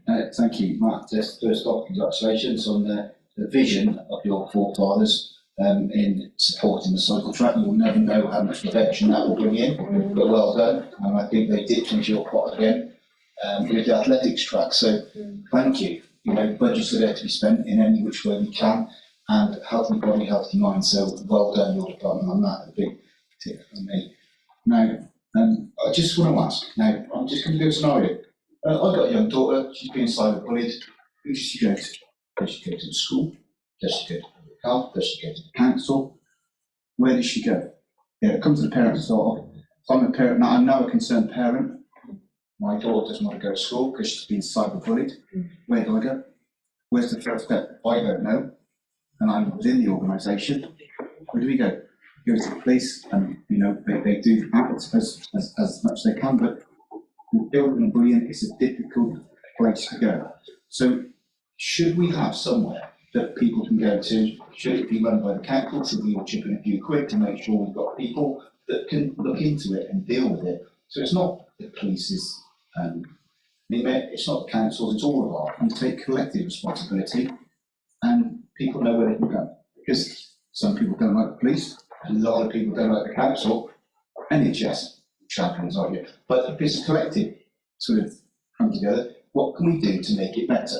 Do we all sit here and go, no, how can we make it better? Who wants to go first? I would say first and foremost, if a child is concerned about being cyberbullied at school, then it's around having trusted conversations with the school and the pastoral support within the school around the needs of the child and the family. You would hope that the school would know that child and young person well and effectively and be able to offer suitable advice, guidance. You played the I'm very keen to look at all the way through. It's my opening gambit today. It's pastoral care. So where do we go? You said services, but if we haven't got good, very good pastoral care, where can we go? So thank you for that. Who's next? Liz might want to chip in terms of that. I'm happy to respond to that, Councillor. So all our schools have anti-bullying behaviour policies. They term them different things. Within those school policies, there are processes around how to report concerns, whether that's from children or from families.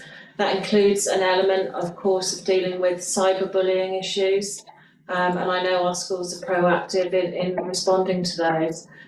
Just one point as well from me, you'll be aware that our schools take very seriously their sort of personal development curriculum offers and so on. We're very fortunate in Herefordshire to have such high performing schools that the vast majority are looked at through Ofsted processes around their personal development, PHSE programmes and so on, and the vast majority of our schools are good or better in that regard. Fantastic. But if we knew what schools were doing what and what was policy, I'm sure we're all there to be seen. But if we have another look, and that'd be great. But for instance, it's a Saturday morning, do they then go to the embroiled on the weekend and not in school time? Is it the school's responsibility? Where does it go? You know, I'm trying to coax this out of all of you now. Is there something we could do better to look after these children? Well, the parents. So the parents are concerned. You could get angry parents going around shouting and grabbing and all the rest of it. By the way, my daughter isn't being bullied, just use an example. But how can we do it better? You know, we've got some fantastic minds here. We'll all sit here this afternoon. We'll all come and give up our time. Let's try and think of a good outcome. Councillor Kenyon, can I just say, because this does actually feed into what you're saying. I mean, we've heard a lot of discussion about schools, and I think everybody absolutely completely agrees with you that you know schools we need to bring them in, we need to work with them more. But you did mention, and again, it's one of the questions that came up about family hubs. So what are family hubs going to look like in Herefordshire? This looks like quite a new piece of work from the government. You mentioned family hubs around schools. So, is this potentially bringing in this kind of support for parents that they can feed in their concerns about their children into family hubs where there is a support network? Is this part of the early help offer planned? I think talked about early help hubs around schools rather than family help hubs. So perhaps Liz could say a little bit more about the early help hubs that we're planning to set up around some schools, and then Nikki could say something around what we're doing around the general principle of family hubs, although we're not part of the government family hub pilot, an initial funded project. The first point I'd just like to address, if I may, is our work with schools, just to give the group a flavour of that. So we meet regularly with our school leaders and we engage in a variety of things, including early help and so on. We have termly face-to-face meetings with our secondary head teachers, our primary head teachers, we hold leaders webinars, and we hold governor webinars. And all of those are termly opportunities for the local authority to feed in on a variety of agenda items, including the early help and prevention offer. So just for clarity. Secondly, we have worked in sort of cluster-based models across our schools around a range of services to bring schools together. There is a growing offer around early help and prevention in a sort of cluster-based community paradigm model that is well developed and traditional in terms of how schools clustered together around market towns.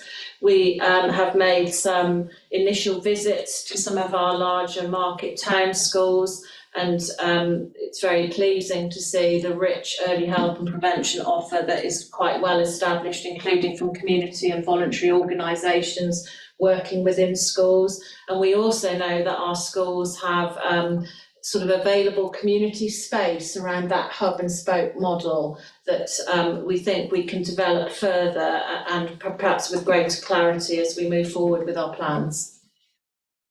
Thank you. So and this will be done alongside public health, or is there and the health partners or the police? I mean, is it working as a partnership, or is this just a council initiative? So a number of organisations contribute to existing arrangements around that sort of community paradigm model, and we think we can develop that further with our partner organisations. And have we got any idea when we might see this actually coming to fruition? So we're certainly seeing already some of those sort of hub and spoke models in existence, and we're keen to work with our schools to develop that further over the next 12 months. Okay, thank you. Councillor Proctor, then Councillor Hayfield. Sorry, can I just pursue that bit? I'm not sure I really understand what we're talking about when we talk about these hubs. So if I am a child at school where an early help hub is set up, what will they experience? What will they see? So we know that our schools are in a strong position to coordinate some of that voluntary sector work that happens in schools. For example, we've got some strong sort of voluntary work happening around some of our schools in the Ledbury area and in the city area, and it brings together a variety of services. And the school is the host, if you like, the meeting point, the enabler for those services to coordinate around families. And that includes, I think, so midwifery and health services running groups for families and for children in those, in terms of things like group work around anxiety and the like. So again, it depends on the available space, the identified need in the school, and the local services that exist. So what we're trying to do is create hubs where services can coalesce and come together, so that way then also families know that I can access a health visitor or a school counsellor or others at certain times, and we can run groups, and again linked to things like preschool and after school clubs as well.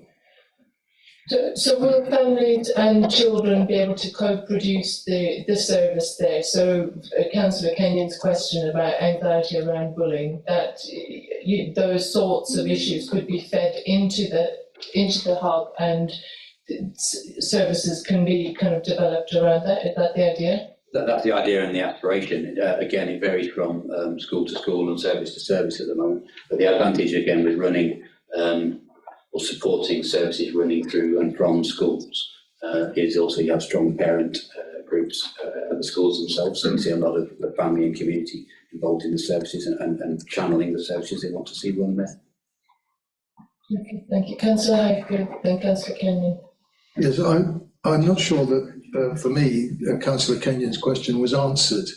If you have a child who's being cyberbullied, you want 4 things. First, you want the source identified and stopped. You want your child supported so that they don't suffer long-term harm from the bullying. You want the person doing the bullying to be counselled and taught a better way in their life. And you want the message spread within that community of children that this is not acceptable. So I'm not sure how those 4 things will happen. That wasn't answered when Councillor Kenyon asked his question.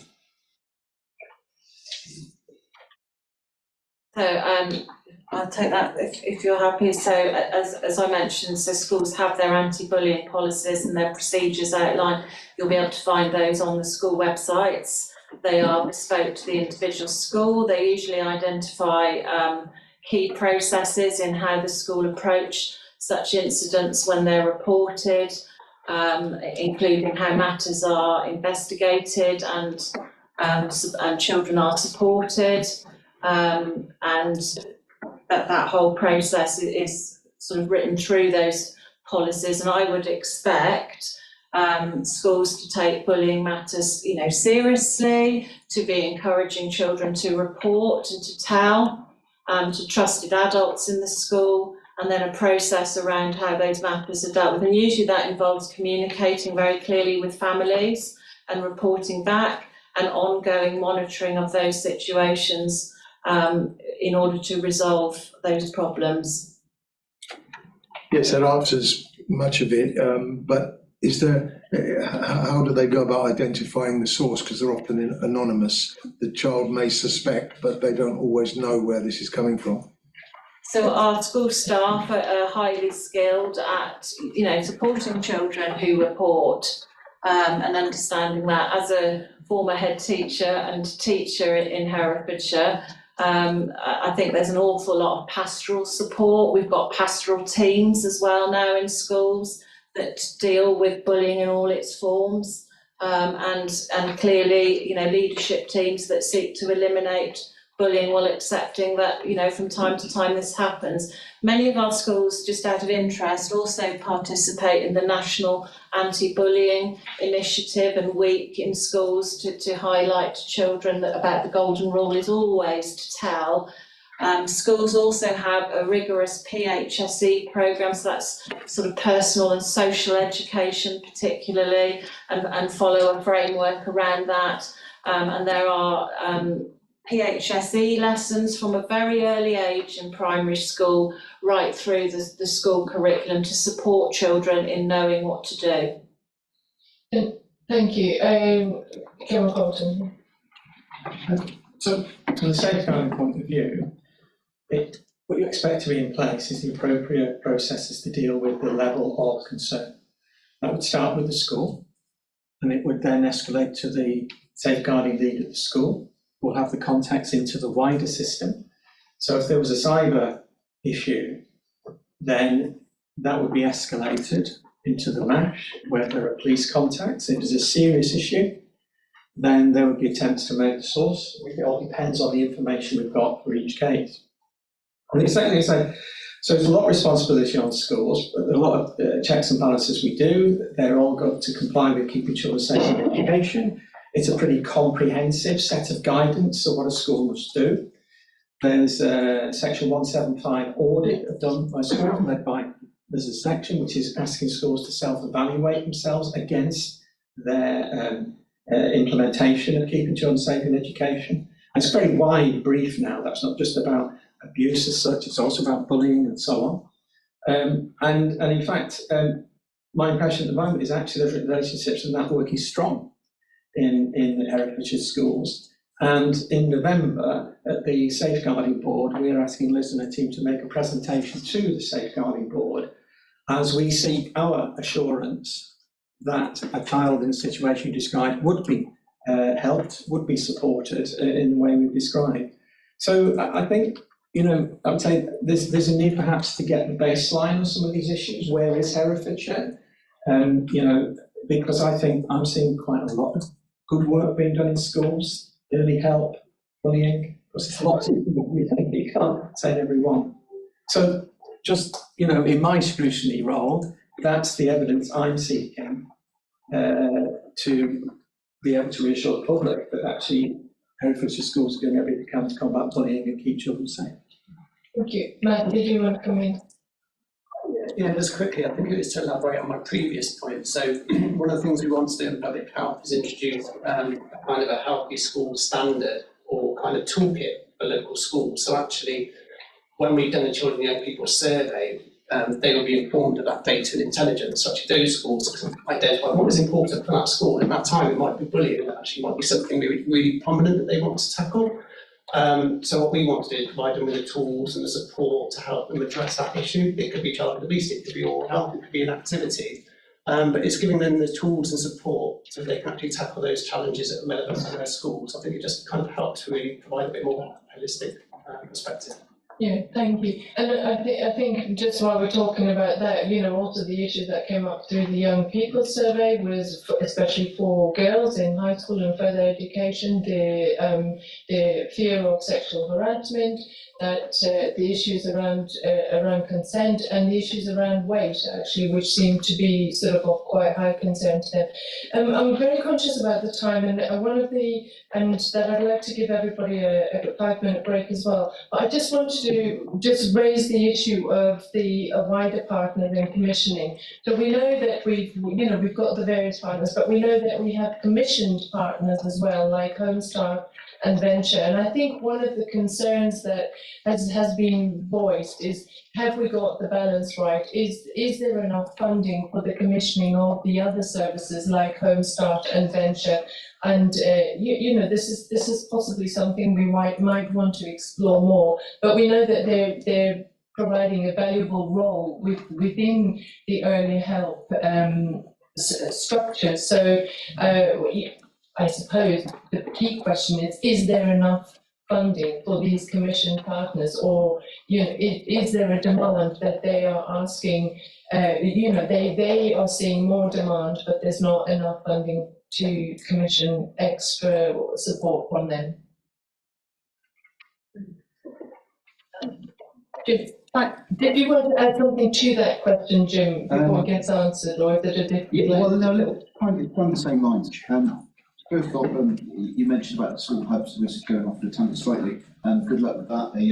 They trouble enough keeping me in school. I certainly want to go back when I didn't need to go to school. So school hubs, I don't think are actually the place to do them, because I was possibly one of those children that needed to be reached out to, but wasn't interested. I found the army and I was fine, I think. But certainly, if you are not into school, you're definitely not to go back to help. And then some again, we'll talk about the family. So some again, family fortunes. If you ask 100 schools, have you got enough pastoral care, funding and staff to build a authority, how many would say yes?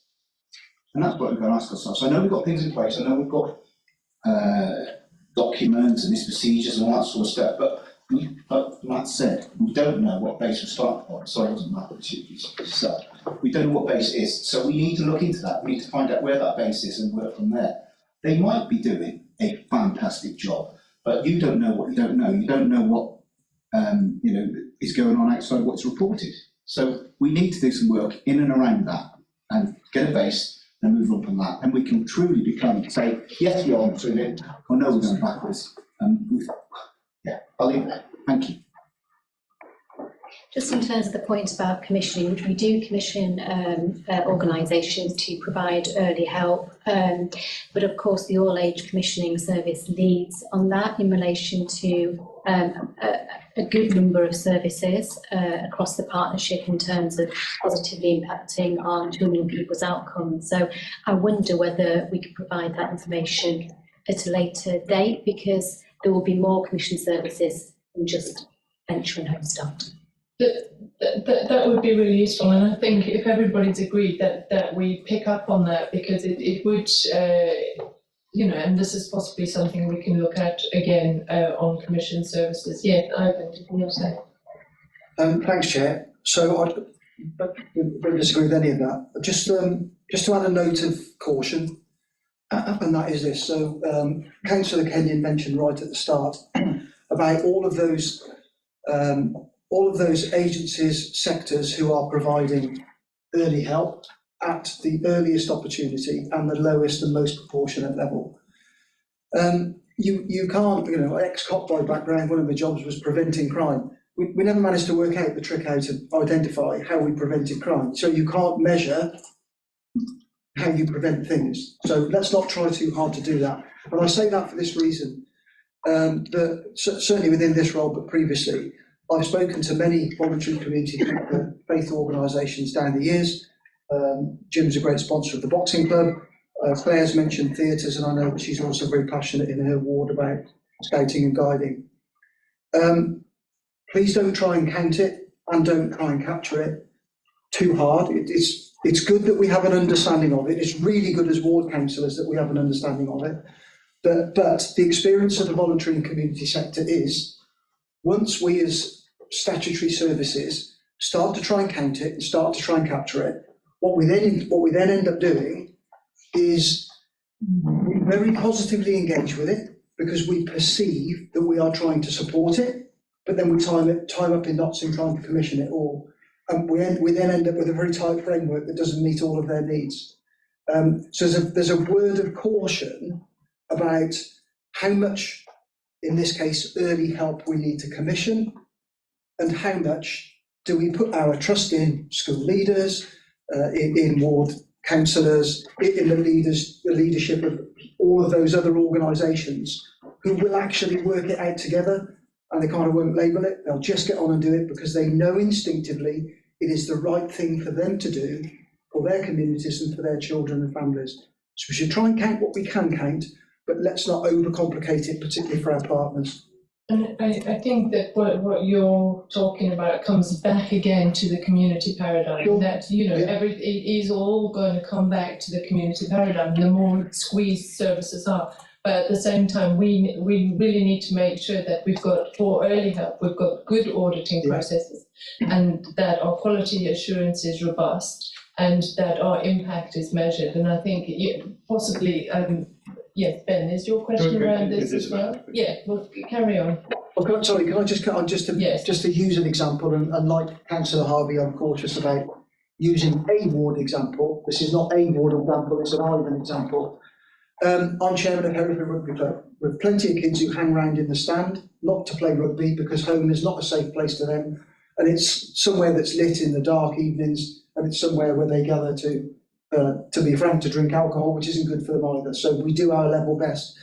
I went to one of the World Cafe events that Gladys Rose White pulled together. I think I went in about November last year, and I was sat on a particular table where I was explaining this conundrum as a local club. We've signed up to be a talk community hub, so we've got the badge, but as an organisation, we do not have the operational capacity to operate as a club. Now, one of the other members on the table was from a faith organisation who latterly emailed me to say, can we connect with you? We might be able to provide some outreach support.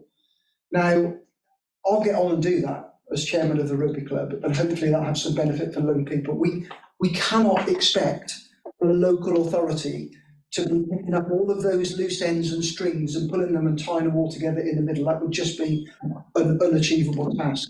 So there's a bit of work there in the talk community review for me, and it's absolutely right that we're looking at talk community hubs and saying, is that one being used? I can tell you now, my talk community hub is not being used, not because we don't want it to be, but because we haven't got the operational capacity to enable it to happen. So there are some subtleties of conversations that need to take place. Thank you. Councillor Proctor. So that seemed like a very interesting worthwhile point, but on the my worry is if you don't count anything at all, how do you know where there are gaps? So that what is the role for the local authority and for wider partners? And the voluntary community sector is supposed to be part of this partnership to some extent, and they're not. So I guess you'll be member of children's services. Where do you think the local authority? What is the local authority's role in not interfering with the voluntary sector in this early help, but making sure that there is some early help around? I guess simple and straightforward answer, Ben, is through the Children Young People's Partnership Board, which, as the director explained, has a particular role in the area of work that sits beneath statutory intervention. That is the level of child protection. So if you refer to the thresholds document, everything that is level 4 and above, child at risk of or likely to suffer significant harm. What we're on about here is we're on about preventing that happening where we can, or indeed providing the step down where we've had to undertake a statutory intervention and then want to land a child and family safely back into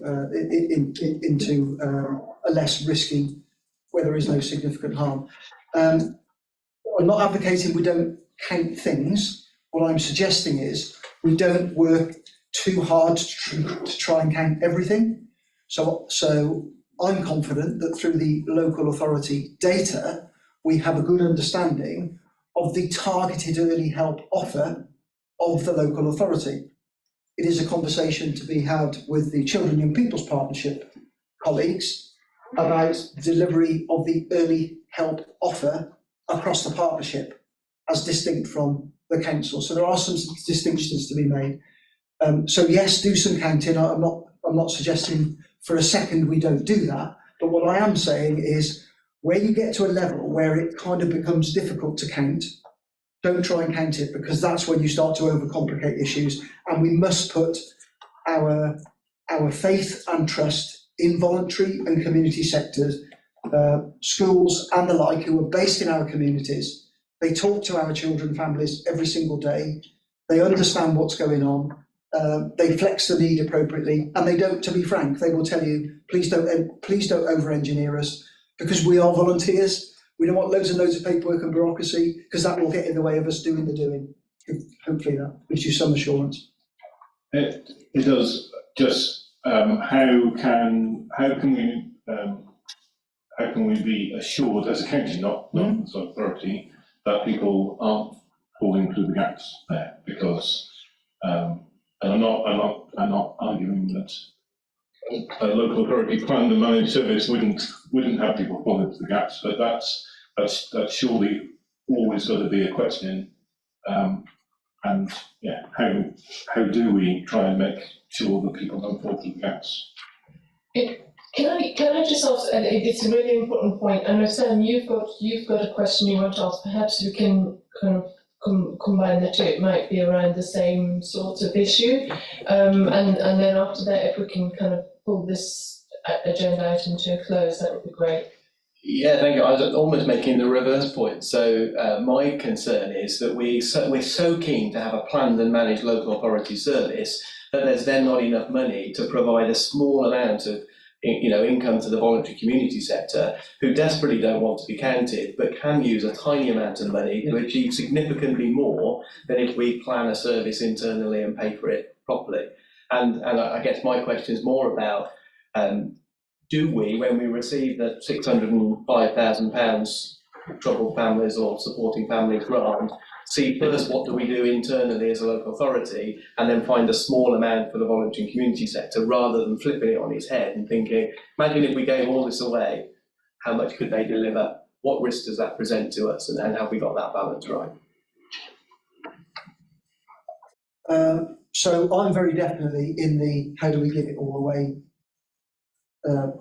mentality. However, there's a bit of there is some middle ground in that children's services, children at risk or likely to suffer significant harm, need that support right now. The director has talked about service redesign. So over the next 2 to 3 years, what we would want to see, and we've seen this happen in the Leeds partnership, is they've lived through that experience where they've been able to work through those series of steps that where they end up in a place where their early help, bear in mind where we started some of this conversation with one of the questions from members of the public, was about that investment in early help, and the commitment that has been given is aspirationally over the next 2 to 3 years, that is the place that we would want to reach. But right now, we just simply do not have the organisational capacity to be able to flip from managing children who it's been judged are at a particular level of risk, to immediately moving to that early help provision. Councillor Powell, while you're on that point, I mean, we know that we've got a forecast overspend massively because of the situation with children's services, because of children who are in the care system. So it comes back to this point of actually investment in early help is actually investment in all of those children and families that could potentially end up in the care system. So I can see the difficulty, but actually somehow we've got to make sure as an authority that we actually put the proper investment into early help, because that will save all those families and children and the knock-on effect of their broken lives, and also save us a huge amount of money that we can invest back into our communities. I think if we... A very quick one, yes. As Councillor Powell said, but you can't measure it. You can't say how much have we saved, it's impossible. You can say, yes, common sense says we make the investment and we will save, but you can't measure it, and you shouldn't try to measure it because it's impossible to do, because you can't remove all the other factors that might have been affected. If you put in a particular new early help thing and 2 years later you've got a reduction in care entry, you can't say, well, that's because we did that early help, because there might have been some other factor that you haven't been able to measure. So yes, we do it, and we expect a saving, but you can't measure it. Well, potentially the whole issue of assessment and auditing is to actually see what the impact of those interventions are, and then to be able to adapt the service accordingly. Imagine. I think we've probably, unless anybody's got something really important that they want to say around this topic, perhaps we could just pull this one to a close. I think that there was, I would like to pick up on the issue around schools and how we use the information from gathered in schools. Could we have a recommendation around that we actually specifically do approach schools to make sure that we are capturing the information that they're picking up in terms of my concerns and the other frameworks that they use, that we're not missing anything in terms of the what the early help offer is. If we can just double check that we are getting enough information. I can see this, that you probably feel that that is being picked up sufficiently. Yeah, we did a questionnaire in the summer term. We had a low response rate, but we did seek some assurance from schools about early help offer. In terms of the my concern, I'm quite anxious around that, around GDPR and so on, in terms of schools sharing out some of that confidential information. But we're certainly looking to see through the audit that my colleague referenced as well, whether we can get some stronger information collection through that mechanism. So possibly could we then be kept informed of that piece of work on that audit and what's being flagged up by schools, so that we're aware of that, if we can put that as an action point, is that all right, Daniel? And then also I think probably what we'll need to do is to bring the when the JSNA is reviewed, just to bring that back to scrutiny, just to make sure that whatever the issues are in the county, to have a look at them and see what's being picked up. I think unless there were any other points around that, yes.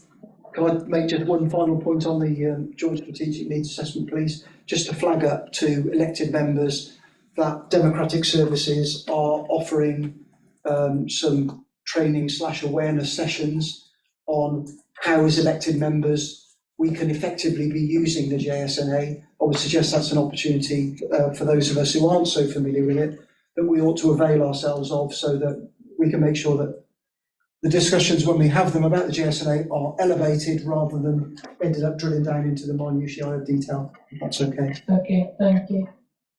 Thank you, Chair.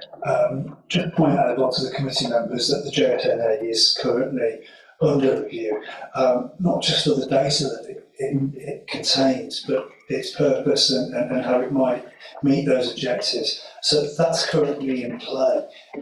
So scrutiny committees, not necessarily this one, other committees might wish to have a view on that, might wish to bring that to one of their committees to understand how the JSNA has been optimised for some of the purposes that we've heard about today. Okay, thank you. So if we could have a 5-minute break, quick comfort break, and be back here by. Chair, before we do that, could we do recommendations on this, and this topic's closed now? Because people are going to leave now. Right. So recommendation. Sorry. Do you have any recommendation? Yeah, I think that's very obvious. I'd like to put some shades on. Recommendation that we, as part of the task and finish group, look at pastoral care within the nursery, primary, secondary, college education cohorts, and we look at starting. I've got written down here: recruit, train, and employ. Looking at increasing the family support officers. So perhaps there's a couple of task and finish groups that this committee could do to actually help out along the way. So it's pastoral care and recruit, train, and employ specifically family support officers. Okay. Does everybody agree with that recommendation? Are they? Councillor Proctor. I don't really. I didn't hear anything that made me think that we should prioritise pastoral care. I think there's general agreement that family support officers seem to be an important thing, but I'm not sure how much value we can add if there's going to be a service redesign. I mean, if we can add value in that area, then I think then I'd be very, very happy to, but I'm not sure what we can. If I might say as well, Chair, a task and finish group is no small piece of work. You know, it's I think to sort of off the cuff agree to 2 of them is perhaps a little rash. And if you did want to carry out a task and finish group, the first stage might be to actually shape that in a meaningful way, what you actually want out of it and what it might do, rather than just agreeing to it first. Thank you. Councillor Hayfield. Yes, I just wanted to support at least part of Councillor Kenyon's family support officers. I know that Mr. Freeman is quite keen on that if we had the money to fund it. So I support that if we can look at whether that can be achieved to have more family support officers. Right, I'm just wondering if instead of necessarily looking at a task and finish group at the moment, if we can look at the issue of family support officers, is that something that may be developed through the early help hubs? Is there a plan? Yes. So the role of the family support workers, and they're in both social care teams and early help teams, they have slightly different roles and job descriptions, but essentially they exist in both parts of the service.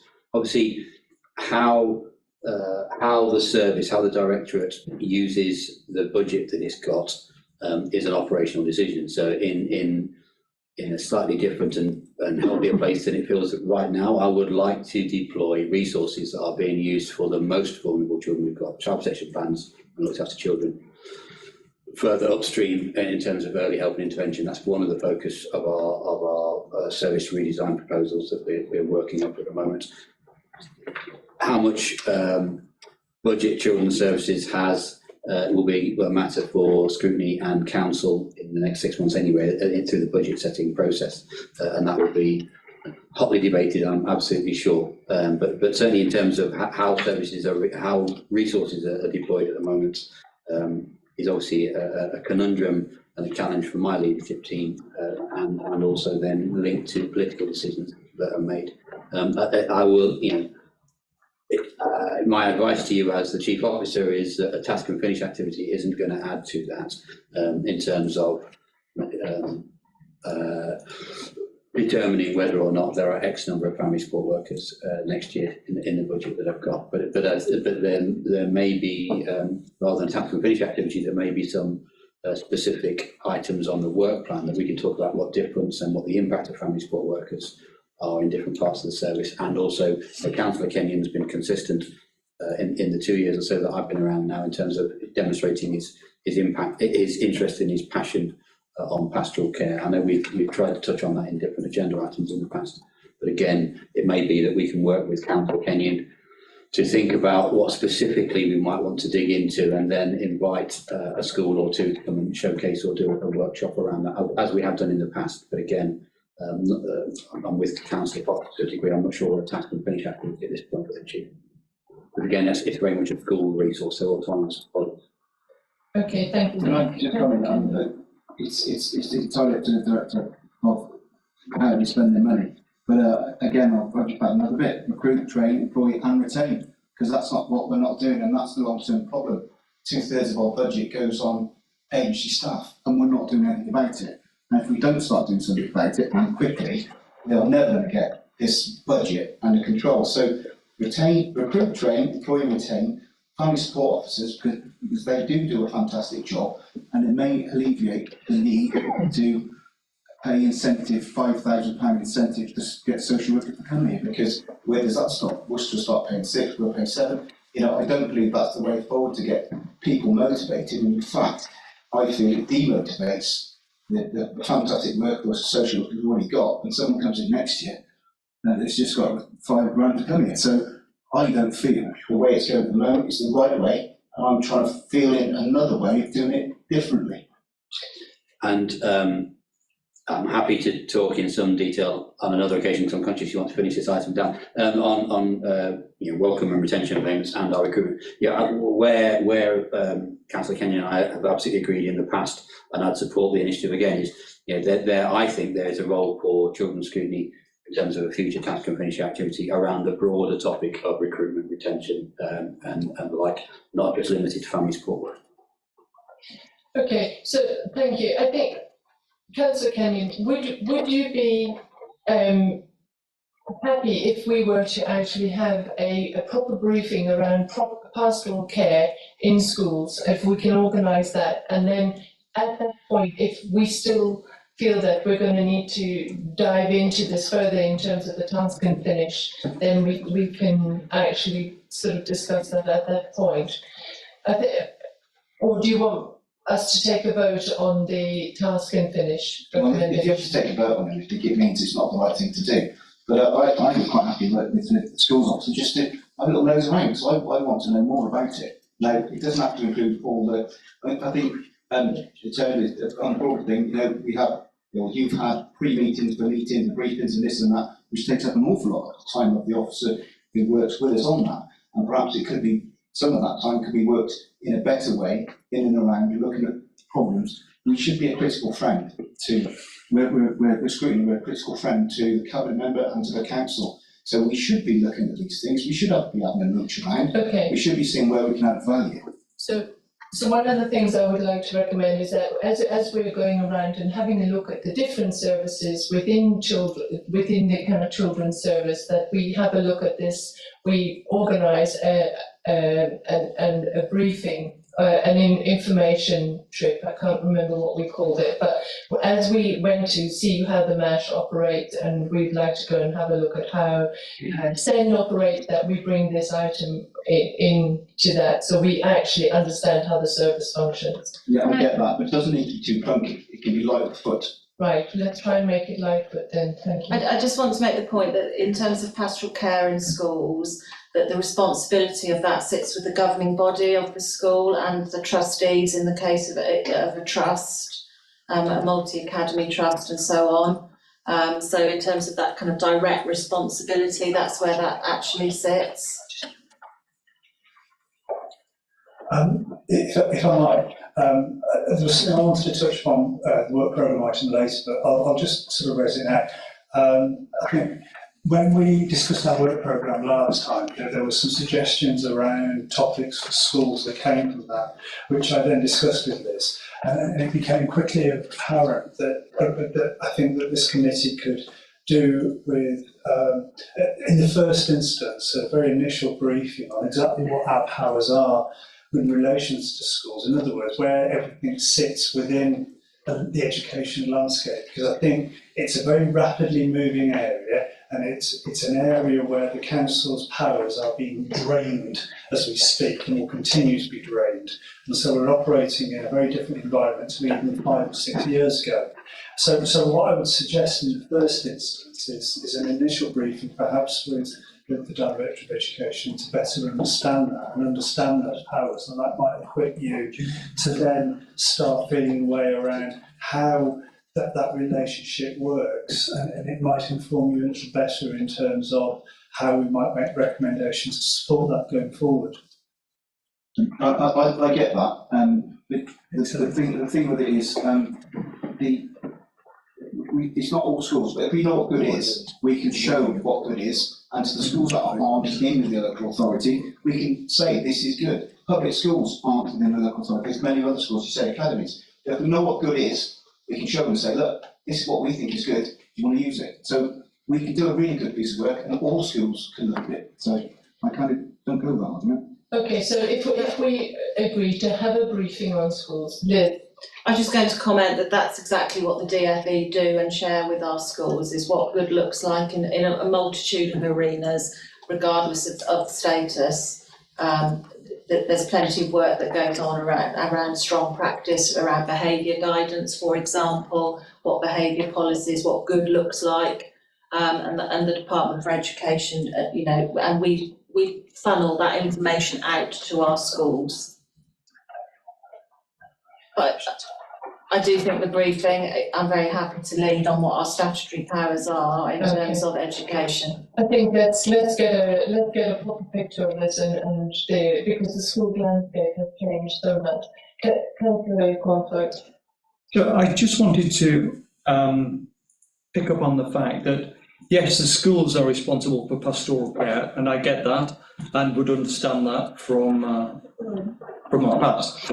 The one thing, some of the schools obviously have the children in care, and we're the corporate parents of the children in care. That's been highlighted to us. Therefore, there is that little bit to cover, I feel, that we need to have some pastoral care over the children that are in care. I just wanted to be sure that that part was covered as a corporate parent. So that's where our function around our virtual school team comes in. Thank you.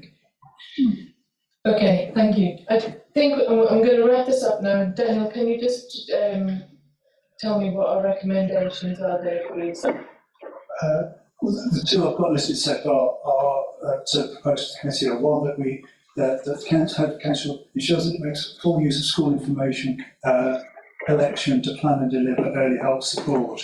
And the other one was to bring the Joint Strategic Needs Assessment to scrutiny to understand its role in supporting service delivery. Okay, and within that we will organise the briefing around the schools. We will bring that into it. So if everybody's in agreement with that, anybody not in agreement with that? Thank you. Okay, so if I can just say that we note this report and that we have those recommendations. If we can please take a 5-minute break and be back at 20 past. Thank you, Chair. And quickly, I want to apologise for the poor quality of the cover report for this item. I think an incomplete version was released, and for that I apologise. But all the pertinent information required, though, is contained in the 2 appendices. But by way of a very brief background, with the agreement and support of the Council and the Herefordshire Safeguarding Children Partnership, a commission was established with the express purpose of being able to give parents and families an opportunity to tell their story to an independent panel, and there's a long background to that you're very familiar with, to identify any steps that the Council and partners can take and should take as a result of hearing those family testimonies, to learn from the experiences and learn from their experiences and ensure that this knowledge is used to inform improvements and to ensure as far as possible that families feel their concerns have been heard and addressed. So the panel comprised of 3 individuals independent of the council, observed by Kevin Crompton as the independent scrutineer, and Kevin's in the room with us today, and by Eleanor Brazil, Children's Commissioner, and met with representatives of 20 families. The report of the Commission was published on the 6th of June, and I want to take this opportunity to repeat the thanks that I previously expressed to the families who met the Commission members and who shared their accounts, and to the Commission members themselves for the report that they produced. The panel posed 7 questions for consideration, some directed at the Council and some at the Partnership. It is those questions that a number of us, together with our leadership teams and frontline practitioners, have been reflecting on, and considered responses are now starting to emerge. It was really important, we felt, and that we agreed with the Commission, that we didn't rush to produce a glib, shallow response, that we stopped to think and stopped to reflect. An update on progress to date is provided as Appendix 1 to your agenda pack, and we propose to come back, subject to your agreement, with a further update in 3 months' time, both on progress and the impact of steps taken since the publication of the Commission reports. This is definitely not a paper exercise for us and our partners, and whilst longer-term responses and plans are being developed, direction has already been taken to further engage with some of the families who met the Commission, and as you will read in Appendix 1, to address some of the broader issues raised through the training for frontline practitioners and their managers. And I will keep it brief as I said I would, and move straight to questions if there are. Thank you. Just has anybody got any questions immediately now, or otherwise I'd quite like to just go to the to Kevin Crompton and just ask in terms of the main points that were raised by the Commission, sort of what in your view what progress had been made.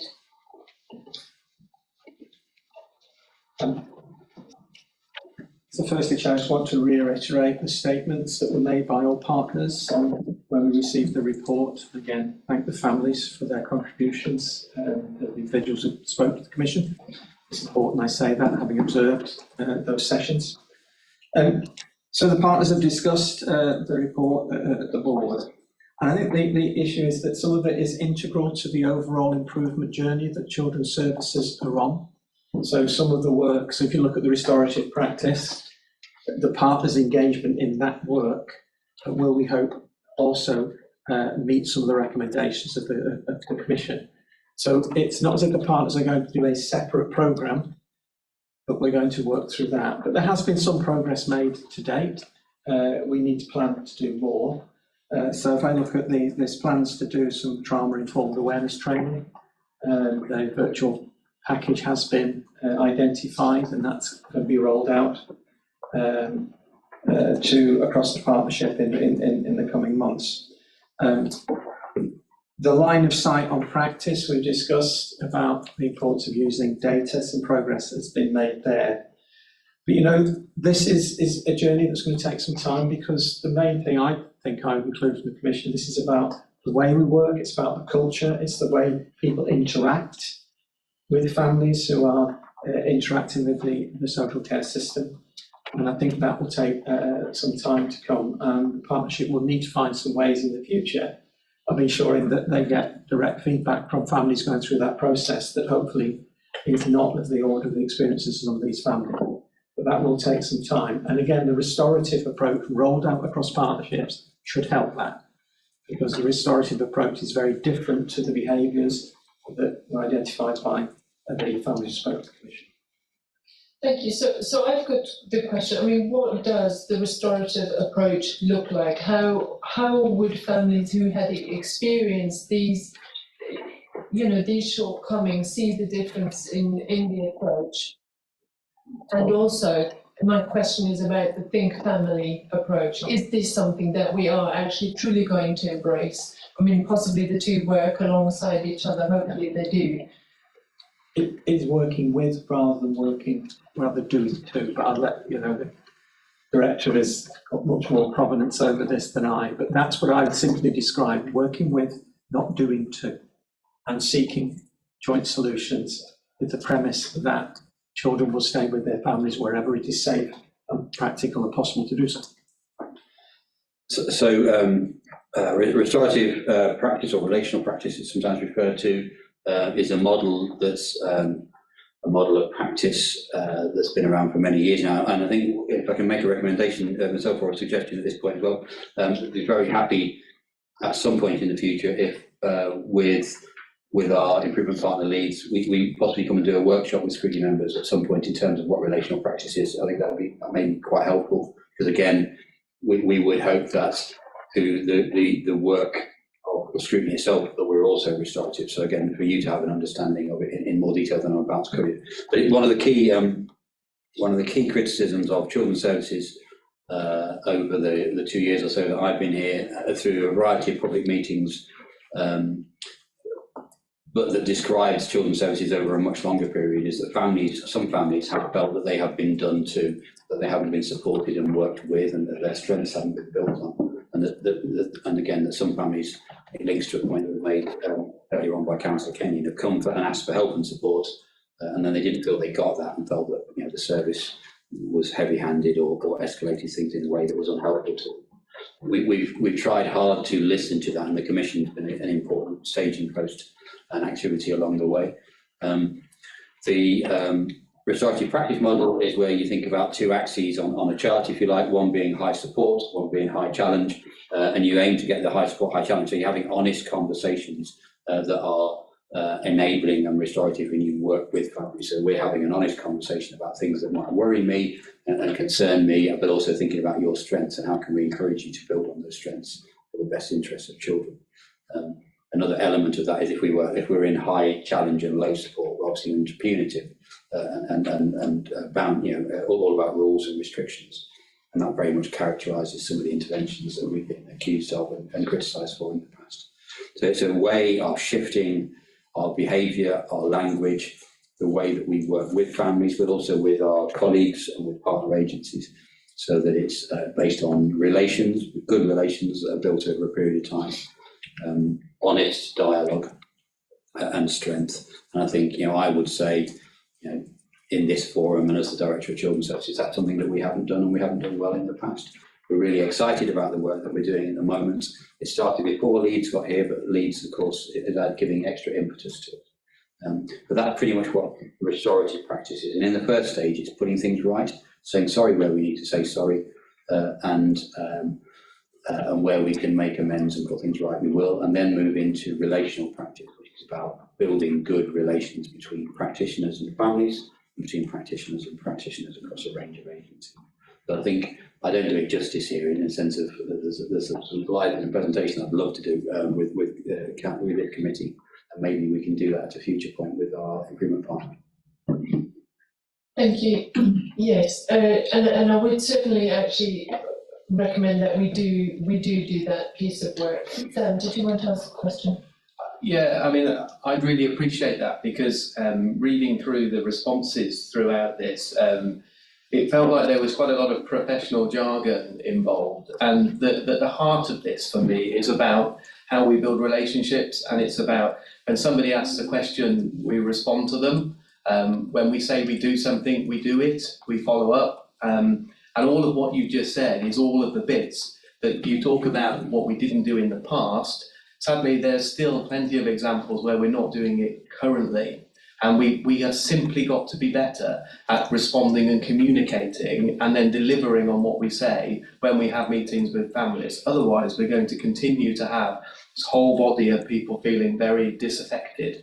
And it's today, it's not a past thing, it's still today. But I'd like to see it, because I didn't get the sense from this that was what we were actually working on. I was going to say I think it needs to be much simpler, remove all the professional jargon, focus on how we actually build relationships with people.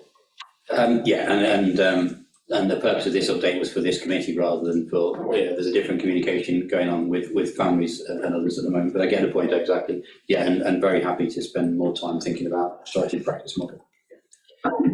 And I think also the whole issue of co-production, if we are working with families, then let's have those families kind of feedback in how we actually move this forward. And for me, that was it flagged up. How is this going to be? How are we going to know that things are improving. So is there a strategy, you know, is there a plan? Is there a way that we can kind of benchmark the progress that's been made on this, so we can look back and say, you know, 6 months ago, we had so many people complaining about this. Does it mean that we need to improve the complaints system?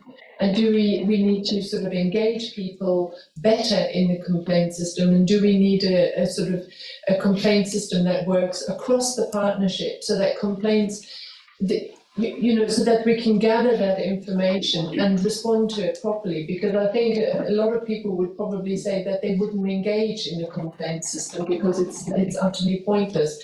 But you know, how are we going to gather this information and work with it? There's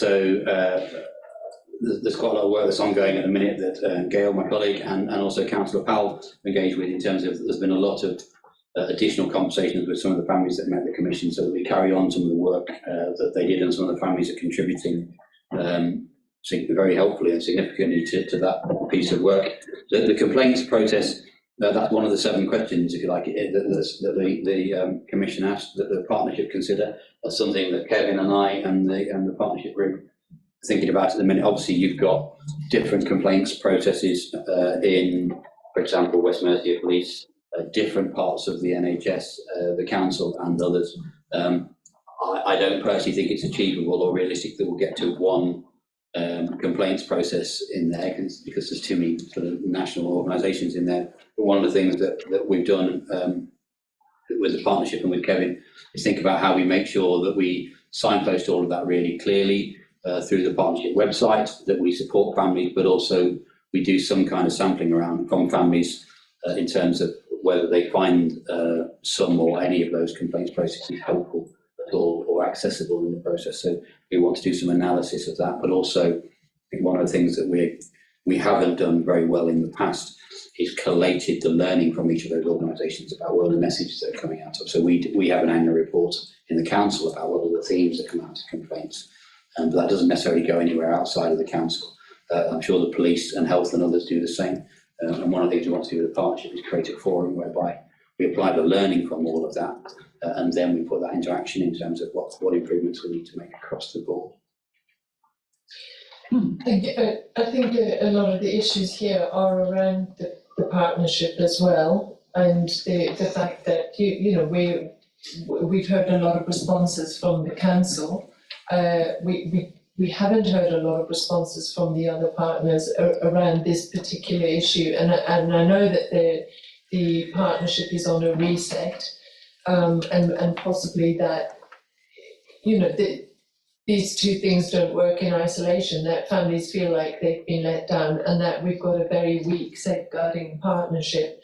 So we obviously, you know, we've got to work on strengthening that. But a family today that is experiencing a really bad experience, having a really bad experience of social care, who do they go to? How are their issues? Where do they raise their issues? How is that process sort of followed up so that they don't become another one of these families that go, we were let down? So most families use our complaint procedure. There's a statutory complaints procedure, which is part of the Children Act, and stages 1 through 3, and then potentially the Ombudsman as well. That's a very closely and tightly monitored system and process there. And again, that's been a key learning for us in the last year, because up to about a year ago, not everything went through the statutory complaints process. So I think, again, the experience for some families was that wasn't being caught in a robust way and responded to within timescales. I certainly can't profess to that being a perfect list at the minute. Not more work to be done, and we're putting some of our frontline managers through training in the minute, so we get better at resolving complaints at a much earlier stage, so the families feel like they've been listened to genuinely, and that we try to put them right at the earliest possible opportunity.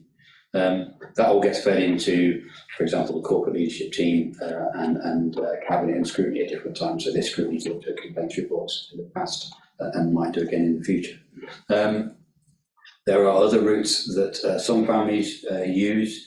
Some families contact me direct, and I will either But it depends on what the circumstances. Sometimes I'll ask someone to look at a case, or look at it myself, or ensure that they know what the complaint process is and put it into that system. There are several families at the minute that contacted Councillor Powell direct, and again, he will meet with some families, or otherwise ask officers to look at a case and give him a briefing and update. And I know, you and other councillors at different points, as ward councillors, you'll make representations on behalf of your ward constituents. Thank you. Councillor Proctor. Just following that through, I have another question, but this is just following up the first question through. What work are we doing to encourage families to raise complaints? Because there's every reason to believe that families would be reluctant to raise complaints, and if we actually want to listen to them, this would be a very important way to do that. So what are we doing to encourage families? So when we start engagement with families, when we start to work with families in assessment, we let them know about the complaints process, and if they're not happy, similarly, we also ask them to let us know about compliments, because one of the things we've started to do in the last 4 months is start to gather compliments, which we weren't doing before, and I'm pleased to say we get quite a few of those as well, which is nice. So we do that, and then, for example, if a child's on a child protection plan, or if a child's looked at an independent reviewing officer, they also remind families on a regular basis that if they're not happy with the services they receive. Obviously, we've got it published on our website, and there are leaflets available in different points and processes as well. I think I can't assume that all families would just automatically look online and say, how do I make a complaint? But that is a common route as well. So we make it easily accessible through our website.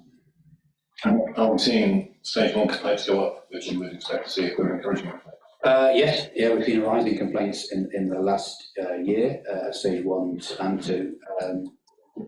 Again, you would expect to see that where you're encouraging people to contact us and to help us to put things right, but also quite typically after something like an Ofsted inspection, you tend to see a bit of a rise as well. So at the minute, not enough of those complaints are resolved at stage 1 for where I want things to be, but that's about us, again, building relationships, building trust. There are some families who feel like they've been very badly let down, and we need to make sure that we listen and we try to put that right. And sometimes that's a bit more complex and takes a bit of time. It was Councillor Kenyon and then Councillor Courtney. Darrell, I too had lots of people contact me, very well known, and I actually emailed you and it took 3 weeks to get a reply, which I think was really poor. So I'm sat there listening, we're trying to do our best with this sort of stuff. And this was very time sensitive and marked urgent. So, I'm disappointed with the service I got. So there's plenty of families out there who are disappointed as well. So just want to make that point. And apologies if that was your experience. You'll appreciate often that when things come into my mailbox, somebody picks them up and forwards them on somewhere else. But you should have got an acknowledgement at that point. So I apologise if that was your experience. Councillor Cornthwaite and then Councillor Highfield, you had a question. So my thoughts were, when you make an initial contact with a family, do you let them know about their ward councillor, if they've got any issues that they could? I was thinking that the ward councillor could perhaps intervene before it got to a difficult where they get a complaint, because maybe the ward councillor could sort something out with yourselves by just and be a different person talking into that situation.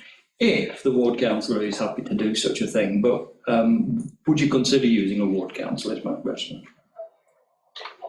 I've always generally been pleased with the way that ward councillors can get very constructively engaged with some of their constituents. I'm not so sure that it would work the way around that you're suggesting, in the sense we let everybody know who their ward councillor is. Obviously that's something that the council tries to do and that ward councillors do themselves. Not all families want their ward councillor to know that we might be involved or that. Right, okay. So I think some families use their ward councillors very well and very effectively, and some families may not want their ward councillor to know because they might know their ward councillor. There's a whole lot of reasons why.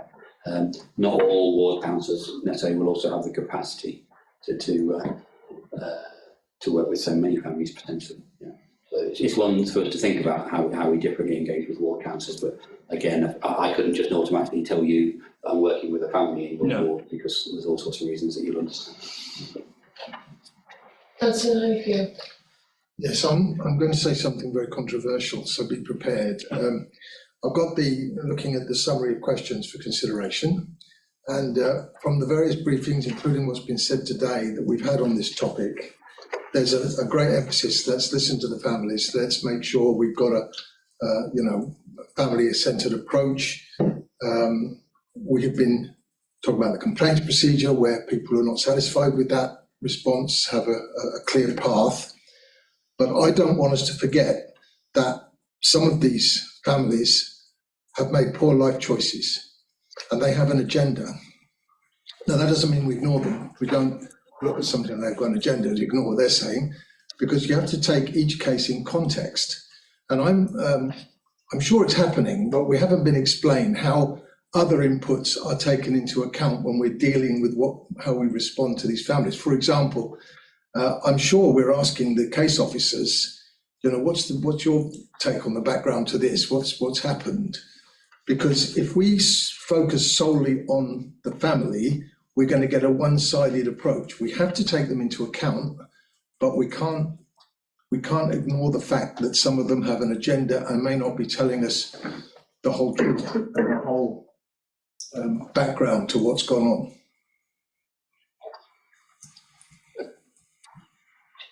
So I can understand why you make the point, guys. In terms of the Families Commission, I found families speaking to us, none of them denied that there were issues they felt needed to be dealt with. I think what many were saying were, I came to you for help and you didn't give me the help I needed, because the help I needed wasn't just to take my children into care or whatever. They described there were no denials I heard from any family that there had been circumstances in their lives that required them to seek help around their children. And the other thing is, it wasn't so much necessarily the decisions, or in some cases it was, but it was the way they had been treated during that journey, which is about, I think as Sam was saying, so how we talk to people. Do we answer people on time? Are we empathetic? There are ways, the restorative approach to social work, that's what it's about. It's doing what sometimes is necessary to work with families to protect children, but doing it in a way that gives people respect and recognises and works with them from their strengths. That's what was absent in those dialogues. And the other thing is the procedures that are in place here, like statutory complaints procedure, even complaint things, they're the same procedures that work well and some families find helpful in other authorities. So again, this is quite a lot of this is about how Herefordshire colleagues apply themselves across the partnership in their interactions with families. That's something that's got to change. So yeah, you have to be sensitive to the agenda, and there has to be an eye on keeping children safe. But we can do that in a way that, as I say, gives respect to those we engage with. And sadly, in some cases I heard, that wasn't there. I mean, I do remember saying after one session, you don't need a social work degree to recognise what has not been working well here. It's about how we treat people. Yeah, I agree with that. I've read many of the case studies and I can see, and I don't disagree with the criticisms that were made in these individual cases, but all the talk has been about families and how we relate to them, and there is always another side to the story. And it hasn't been explained to us quite how that works. So if you get a complaint from a family member, what's the next step? You listen to them, of course, and you try to be empathetic and see what's been going on, but don't you then go to the social worker that was involved with them and say, what's your take on this? What's your side of this story? There's absolutely process. So it's about listening to the complaint and the complainant, and then an investigating manager, often the team manager at stage one, will look into that complaint, and then that will involve looking at the case records, speaking to the social worker. It might be speaking to the school, or whatever the nature of the complaint is. It's definitely also speaking with that family member, and then ultimately arriving at a point where either the complaint is upheld and you're owed an apology, or partially upheld, bits of it absolutely, not so much others, or it's not upheld. And again, they're not all upheld, and they're neither. At the other end of the spectrum as well, there's a good mix there. Some families will, whatever the outcome almost in terms of, will be content that somebody's listened and looked at it and thought about it, and other families will not, and that's when we end up in stage two and possibly further. But it's no different really to you or I complaining in any other arena, whether it's something we bought online or in a retail shop or in a restaurant. If we're unhappy, we should be able to say that we're unhappy with the service that we've received, and then trust that somebody competent is going to have a look at that for us and get back to us. And we tend to get more and more upset when somebody doesn't get back to us if we make a complaint in different arenas, and that's the challenge. And that was Councillor Kenyon's point. Absolutely. So, yes, a crucial safeguard in the system around the statutory procedure is after that process there is the right at stage 3 to an independent review. Yeah. And as Darryl has said, historically it appears for some reason prior to Darryl being here that the council decided all complaints would go through the council's complaints procedure, which does not allow that independent review. So former DCS, when I first saw these families, I said, what did the independent review and complaints process say? Of course, some of those families were not directed around that statutory complaints. So that's a big change, and that is happening now. And because you've got that independent opportunity, that complaints process is by and large, when applied properly and in the right manner, quite successful in resolving disputes. Because social care interactions are not the easiest, we know that. It's about children's safeguarding, and you work with the parents, but you don't always agree. But that's the crucial bit I found missing in some of these cases. There had been that no recourse to that historically, to that independent view, which is really helpful in terms of handling complaints. So that is one of the significant changes since that happened. Thank you. I'm very conscious that Darryl will need to go and meet with Ofsted, and Gail, you have to go as well. I think, Councillor Davies, you've got a question, but I think for me one of the key issues is about culture and how we change the culture within the council. Gail, did you want to say? Yeah, I do have to go to speak to Ofsted, but I just wanted to say that I've been doing some joint work with Councillor Lester and Powell, following up with individual families that previously made representation to the Families Commission, and commenting on poor life choices and having an agenda they're value-laden comments. Of the families that I've met, and I would echo the point that Kevin Crompton made, there have been no denials. Families have been very open and honest that at particular points in time they have really struggled, and things have developed in their families that they're not particularly proud of, or have admitted that they really struggled with. I don't know whether it's the choice to be a victim or a survivor of domestic abuse, or whether it's a choice if you're a father and you have experienced mental health difficulties, and both of those things have impacted on your ability to provide safe care to your children. But of the parents that I've met with who previously presented to the Families Commission, they haven't denied that. In fact, they've acknowledged that. And just to echo the point that Kevin made, when they needed support the most and they came to services, they found that the support that was provided to them was not particularly empathetic, and it was judgmental. And I think it's very much not only about what happened, but how that happened. And that goes to the heart of relational and restorative practice in terms of being respectful and working with, not doing to or for, listening and respecting and valuing the contribution that people can make with support. Having had the opportunity to meet a number of families, I would say that I was actually very impressed in the reflection that they had been able to give to their personal circumstances. And without any exception, all of them have been very brave to share their stories, to try and help the council's improvement journey, so that other families who might be in their circumstances now and moving forward have the value of that learning. And I would say in my rather long career, it's been a real privilege to have spent that time listening to families, to have the opportunity to learn. And I think we need to do a lot more listening in order that we can get to the point that you were saying earlier on, Councillor Fagan, regarding collaboration. So we need to do more consultation so that we can work more collaboratively moving forward. And we're in that process at the moment, but we're nowhere near where we need to be. Okay, thank you. I'm very conscious that you and Darryl have to go, and thank you very much. And we will bring this back to scrutiny in the next 3 months, and see where the update is. And possibly, if Kevin, if you don't mind, just quick, Councillor Davis. I just want to share. I have known parents being abused by their children. That happens quite a bit. And also young carers. I wanted to ask what was happening about young carers. So maybe we could come back to that at some point. Yeah, possibly. And thank you very much. Thank you. Kevin, is this young carers, is that something that you come across within the Safeguarding Partnership, how the sort of support for young carers is being delivered? It's on my list of questions, but we've not done any specific work around young carers yet and whether they're being supported and assessed.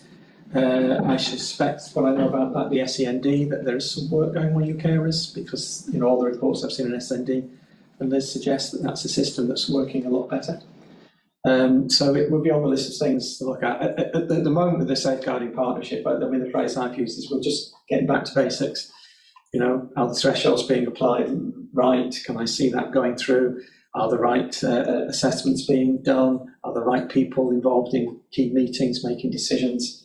And it's in that process where the restorative approach ought to have an impact, because although the social workers are the front, as it were, of the stage, level 4, during the decision-making process, the police, the health, everyone is involved in the decision-making conferences around that.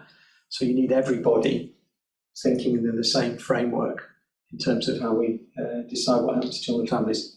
So that's probably a long way of saying no. So young carers is not something I've got specific information. I don't know how many yet or whatever, but we will get round to that as we move through the agenda of looking at the whole spectrum of safeguarding issues in the borough.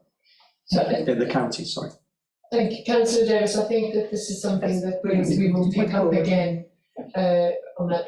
Just on that, on the issue of culture within the partnership. So we've heard a very genuine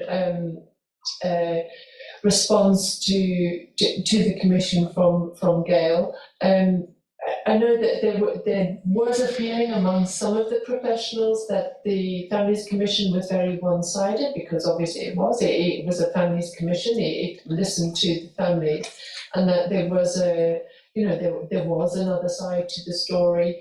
But I think what's emerged from this very much is about the culture, not only within the council but within Herefordshire, which has developed possibly over time. And I wonder what your views on that are. Are you seeing a change, a visible change within the partnership and within the other partners in a need to address a culture towards families that are asking for help? So one of the challenges, something I raised, and same as yourselves, how do you get the line of sight on what's happening? So we are putting in place a programme of multi-agency audits, which ought to pick up some of the aspects of how meetings are being had. Gladys has been here a bit longer than I as the improvement advisor, and not myself. I haven't yet had time to go and observe, for example, some conferences. And I know Gladys has reported back to the improvement board that she's seen good conferences, but she's also seen conferences that do not display the behaviour that we're anticipating, that we want to have in place. So I think it's very mixed, and the evidence I have from informal discussions is that there's still a lot of people who need to change the way they're behaving. So there is some good, but it's the curate's egg again at the moment, and that's a challenge for Herefordshire. How will you change it? It's that programme of training and development, the rollout of the restorative approach, we say across all partners. It's about having the role of the independent reviewing officers when they review, to make sure that they exert control over meetings, to make sure the meetings take the right attitude, for example. They don't take an adversarial attitude, which is, one of the aspects of the culture we want to shift. This should be about working with families, not to. So on the evidence I've got at the moment, and then still what we hear from Ofsted about once we've done the risk assessment in the MASH, that the quality of some assessments is still not good. You know, you have to say the culture is still in part where it's been described, as it's been described by the Families Commission, and it will take time. The research on an improvement journey. I mean, we all, anyone's in any organisation, changing culture is the most difficult thing to do, because it's not about a professional qualification, it's about hearts, minds, leadership, giving the right signals, and so on. That's going to take time to build, I'm afraid. It's quite hard listening to that, actually, because we would like it to change quickly, because we know that there are families that are still experiencing poor care, and so that's very difficult. Councillor Davis, did you? I just wanted to mention the word reflective. At Reflective Teachers in days gone by, it was about looking at how did we work, what could we have done differently, and accepting the fact that we achieved a lot, but what didn't we achieve, and how could we have achieved, where do we go for help with that? And I don't think that's a negative way of looking at how we work. Did you want to respond? Yeah, so one of the things I've been thinking about is how do we, because the experience that has described to the Commission of these families, I think, and suitably anonymised, so that people are protected, they make ideal case studies for the sort of training. I used to be a teacher that, we would do with teachers about, trying to be reflective and how to work with people. It's the best way to learn, is to learn through the experience of those we've worked with. So I think there's probably some work to be done around that. I suspect Gail's got it in hand. I've worked with Gail before. She's really just had a good eye on how you shape culture in the safeguarding system. I'm doing some other work at the moment. I'll tell you about the Church of England. I think it's interesting how they have used the survivors of child abuse, how they've involved the survivors in trying to work with the church. I think I'm right, Sam. They did a great deal of work about what do we learn from that experience, and actually engaging with the survivors in terms of how the church can do things differently. And that's made me reflect on this piece of work. What can we do now to learn from these cases, and how can we use it like we do with learning reviews? We seek to identify what went well and what didn't go well and learn from it. I think the other thing I say, Chair, and this is not meant in any respect, the experiences of these families were real, and that's what we intended to hear. But if everything Herefordshire did was based on the best practice that I've seen, there are some good practice. If the norm was the current best, Herefordshire safeguarding would be in a very different position. And that's always a conundrum in improving authorities. But in the same conditions, there are some social workers who do get the right level of relationship with the families. There are families who engage who do believe they've been supported and got the right relief. And some of it is how do you clone that? And then you're back to that task of training, development, team management, managerial supervision, as well as external oversight through people like myself and others. But there's plenty of research on the improvement journey that gives a 1 to 3 year window to go from inadequate into the better areas are and good. So we know it takes time. So the deal with Leeds, the project with Leeds, is a major advance forward. That's all agreed is happening. Leeds have got great experience and have helped other authorities. And I do know, I many years ago heard the big thing Leeds did was get the partnership behind the restorative approach. So the police, the health, all spoke the same language. So I'm hoping that will happen. And I can say partners have already begun to engage in some of the introductory sessions of restorative, so that's good. Right. That is good. So things are moving. It's like, there's a really good book by Jim Collins, describes change as a big flywheel, like on a big steam engine. And you've got to stop it going one way, the wrong way, and then you have to start it going the other, because you want to stop the poor practice, and it's a slow process. But the more people that Darren and his team implements, you will get a spreading effect. And hopefully momentum will increase over the next couple of years, and that'll be reflected in all the Ofsted reports, the work I do, the audits, the observations of practice, and indeed in the feedback from families. So that's what we hope for. And do you feel like you're getting the right messaging coming from the top? So yes. So if I speak to Helen and Darryl and Kath Cobain, the thing, I think the intentions are definitely good. I think what the partnership still struggles with is going from intention to practice, and we're working on that. So we've got very clear priorities for the next year on what we're going to try and shift partnership practice on, and I'll be in a much better position this time next year to tell you whether the partnership has shifted from a position that I was critical of to one that I hope will give you more evidence that things are going well. So yeah, it's from intention to practice. So the messages are good, yeah, but let's see. Councillor Kenyon, then Councillor Compton. I think it makes really sad reading, and it's reflective of how it is. It's staff retention. It's not program. Obviously, it's all of the above. And we touched on it earlier.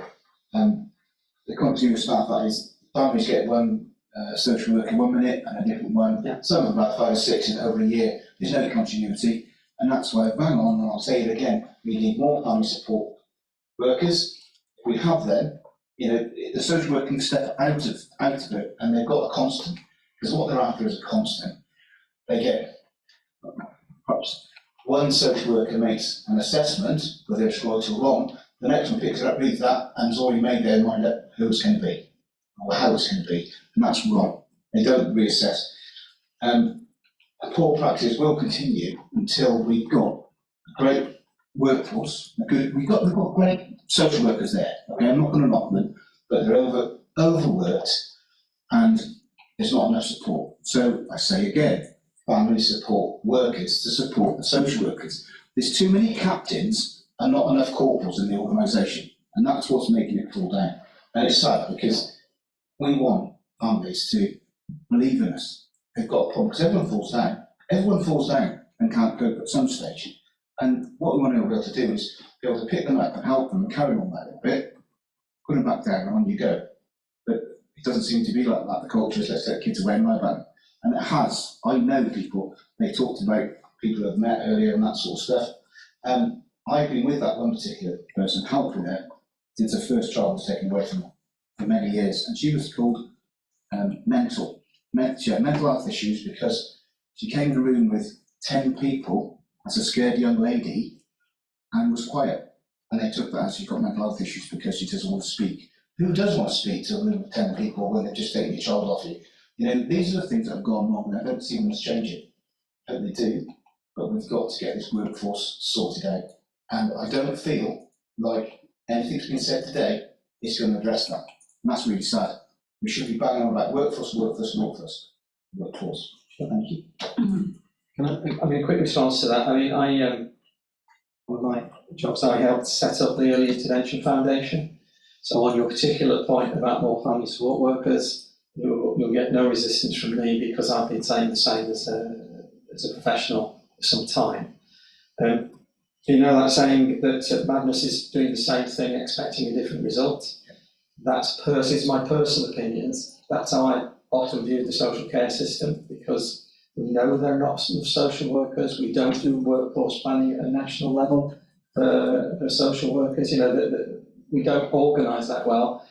And, there are what we used to call the paraprofessionals. There are roles like family support worker and advisors to young people and leaving care workers who are not social work qualified, but make a really good contribution to supporting families. So I think you're right. I think it's a real pity that the government, when they're doing the idea of the government's stable homes, right futures, I can't remember the title, and the family support laws. I think it's a real shame that the government hasn't invested in authorities like Herefordshire, who desperately need the investment to change the model. And that when the government does pilots, I might be corrected by someone, but they don't go to the inadequate authorities, and I have to think that'd be precisely where I would want to go. So help the authority make a step change. You know, lots of what I heard at the Families Commission shows that you need adult services in terms of council services, health services, as well as children's services to work on a think family approach. Because if you don't resolve the adult issues that are creating some of the situation that put the children at risk, you know, in a positive way, then the children remain at risk, which leads to the inevitable separation, which it doesn't have to. But that just need to change. I mean, we're supposed to get an integrated care through the joining Health and Wellbeing Board. That's some very positive messages about that. I'm always trying to be optimistic that the world will shift in that way. So, yeah, I think you're right, Councillor. Establishing the workforce with the right attitude, the right culture is probably the single most important building block of a secure and effective social care system. And it's not, Hereford is not alone in everything, not alone in struggling at the moment, and the market, as you described, Councillor, is doesn't help either. Yeah. So until we change the paradigm, we have to try and make the current one work, don't we? And again, other authorities have done this. There is something that needs to change in Herefordshire. Your statistics tell you that. You've known that for some time. Twice the rate of contacts, twice the rate of care, twice the rate. That should not be happening. So that suggests, I think Darryl would agree with it, a risk-averse system, one that jumps to statutory intervention probably too quickly and doesn't do the sort of help and support that we know through the early help team when they get it right, it does work. So your early help stuff is a very positive message I'm getting. Very positive. I think that issue of thresholds and training, it comes down to training primarily across the partnership. And if we've had a weak partnership, that you know we're not going to be having the same messaging across all partners.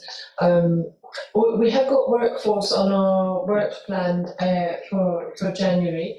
I mean, obviously, there's a lot more that we could talk about this for hours and hours. I'd quite like to bring it to a close because obviously we're past 5 o'clock already. It was just the question of a think family approach. Is that something that is being adopted? Because I know it was something that it was one of the recommendations of the Family Commission, but I haven't necessarily heard from the partners that they are going to adopt a think family approach across the partnership. So I think there's a need to bring the agendas together. Think family should derive from a restorative programme that engages all partners. As I say, there's obviously been a heavy emphasis on getting social workers in there, but recent introductory workshops were made open to partners and partners have been attending. And that's what I will be pushing for. So that think family approach needs to be at work with all partners in initial child protection conferences, in review conferences, in strategy discussions, and in assessments in the MASH of what pathway is appropriate for the family. So that's how I think that will come about. But it is, again, Leeds have only just started the work. Whilst I've got the floor, Chair, my apologies, I'd hoped to have the annual report 22-23 of the Safeguarding Board done. It's in its about third draft, which means that will be ready for your next meeting, and that will be an opportunity for you to scrutinise the partnership. Again, as you did last July when I brought that report, so I just thought to mention that. You might want to get that with your work programme, which is coming up, and that'll give you more opportunity. And partners have agreed, we get the dates all sorted in advance. I'm asking the partners to attend with me the next time we look at that. So you can talk directly to Superintendent Wayne or Catholic thing. So that's another opportunity for you to scrutinise what's happening in the partnership. Yeah, thank you. I think that will be really helpful. So unless anybody's got Sam needs to go, that's fine, thank you. Unless anybody's got any other questions, Councillor Cornflow. Thank you, Chair. Just one thing I wanted to clarify is, have we got now so that all the Herefordshire families do have a social worker that they can see face to face in Herefordshire, or are we still remotely contacting some from the northeast? it's a question you have to put to the director. And my impression is it is shifting. But I suspect it's very interesting to observe coming back after COVID itself, you know, that coming back to work is now happening a lot more. I think the biggest issue with social workers remains turnover. Councillor said that what a family really wants is one social worker, or what child wants a social worker for a good period of time. I think that turnover figure is still an issue. I think that Darryl would know more about places. It's a very good question to put to him. I'm sure he'll give you a written reply, Councillor. Might be January now. No, asking for a written reply in between. There's no reason why not, is there? My experience, I know no reason why the councillor can't ask that directly in the director. You can and share the reply. Yeah.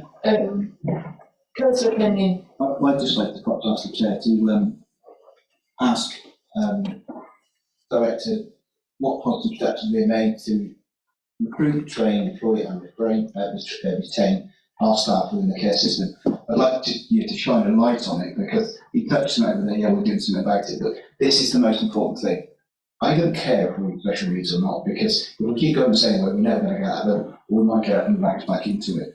But until we've got a package to grow our own family support officers, social workers as well, you know, apparently there's 10 going through, which is great, we should be 30, we should be 40, we should be every year. And all of a sudden you've got a surplus, and that those trained people are keenly living in the county, and we're going to become very good in a few years' time. That's what we want to be aiming for. Short-term master fixes like £5 for an extra social worker, I think is obscene. It's obscene. And it's a nationwide thing with social workers. It's almost like we are so mythical, we social workers, you know, we're such a, we're so good at, the jobs we do are so exclusive, no one else can do them, which is not the case. There's other people that can do these jobs, and what we should be doing is getting other people in, like the support workers, that help them, and that's the only way we truly get out of it. So I'd like you to ask a question and shine a light on that, and ask him to reply to the whole committee. Okay, we can, you know, we can ask for an update on workforce in that way. I know we have got workforce on the agenda in January. Yeah, it's not for us, it's ask him directly, so we get a direct answer. Yeah. Because, you know, I'd like him to focus his mind, because there's lots of stuff going on within, so, you know, where we're at. But I'd like to that specific one answer, because I think that is the way we get out of being inadequate, by employing a good solid workforce, training them. So the improvement board, there's a work stream on workforce development, and there are regular reports as to how they're progressing in terms of that. I agree with your growing your own strategy. It was quite a success in Gloucestershire on their journey. But you're right on retention, because if you have a good social work academy and grow your own, everyone who didn't grow them wants them. So you have to make sure you've got a strategy in place to retain them. But there is a detailed plan, and it is monitored by the improvement board. So I'm sure Darryl will keep with summaries. Yeah. Okay, so we'll ask us for that workforce update. I'm very conscious that everybody's going to want to go, so I would like to say that we will just note this report. We'll wait for the update in 3 months' time on this, and I think that absolutely everybody is in agreement that a restorative approach, a think family approach, is the way forward. And so thank you very much. The last, do I need to do anything related? Just noting the report, that's fine. The last agenda item is that on the work programme. So if we can just have an update on the work programme. And also I just wanted to point out that the send item that was on this agenda, just as well that it wasn't, but because the information wasn't ready, and then there was an Ofsted monitoring that we put that back to the next, as far as I'm aware. Thank you, Chair. That is indeed correct. We were going to be looking at the send action plan, but that wasn't ready, so the officers requested that we would delay that to November, so that's what I've done. So I've also started work on preparing to be a item around CAMS, I made an initial overture to the CAMS service to ask them to attend for that, and what additional briefing they can provide to you before the meeting. So I'll continue to work with the Chair and the Deputy to shape that.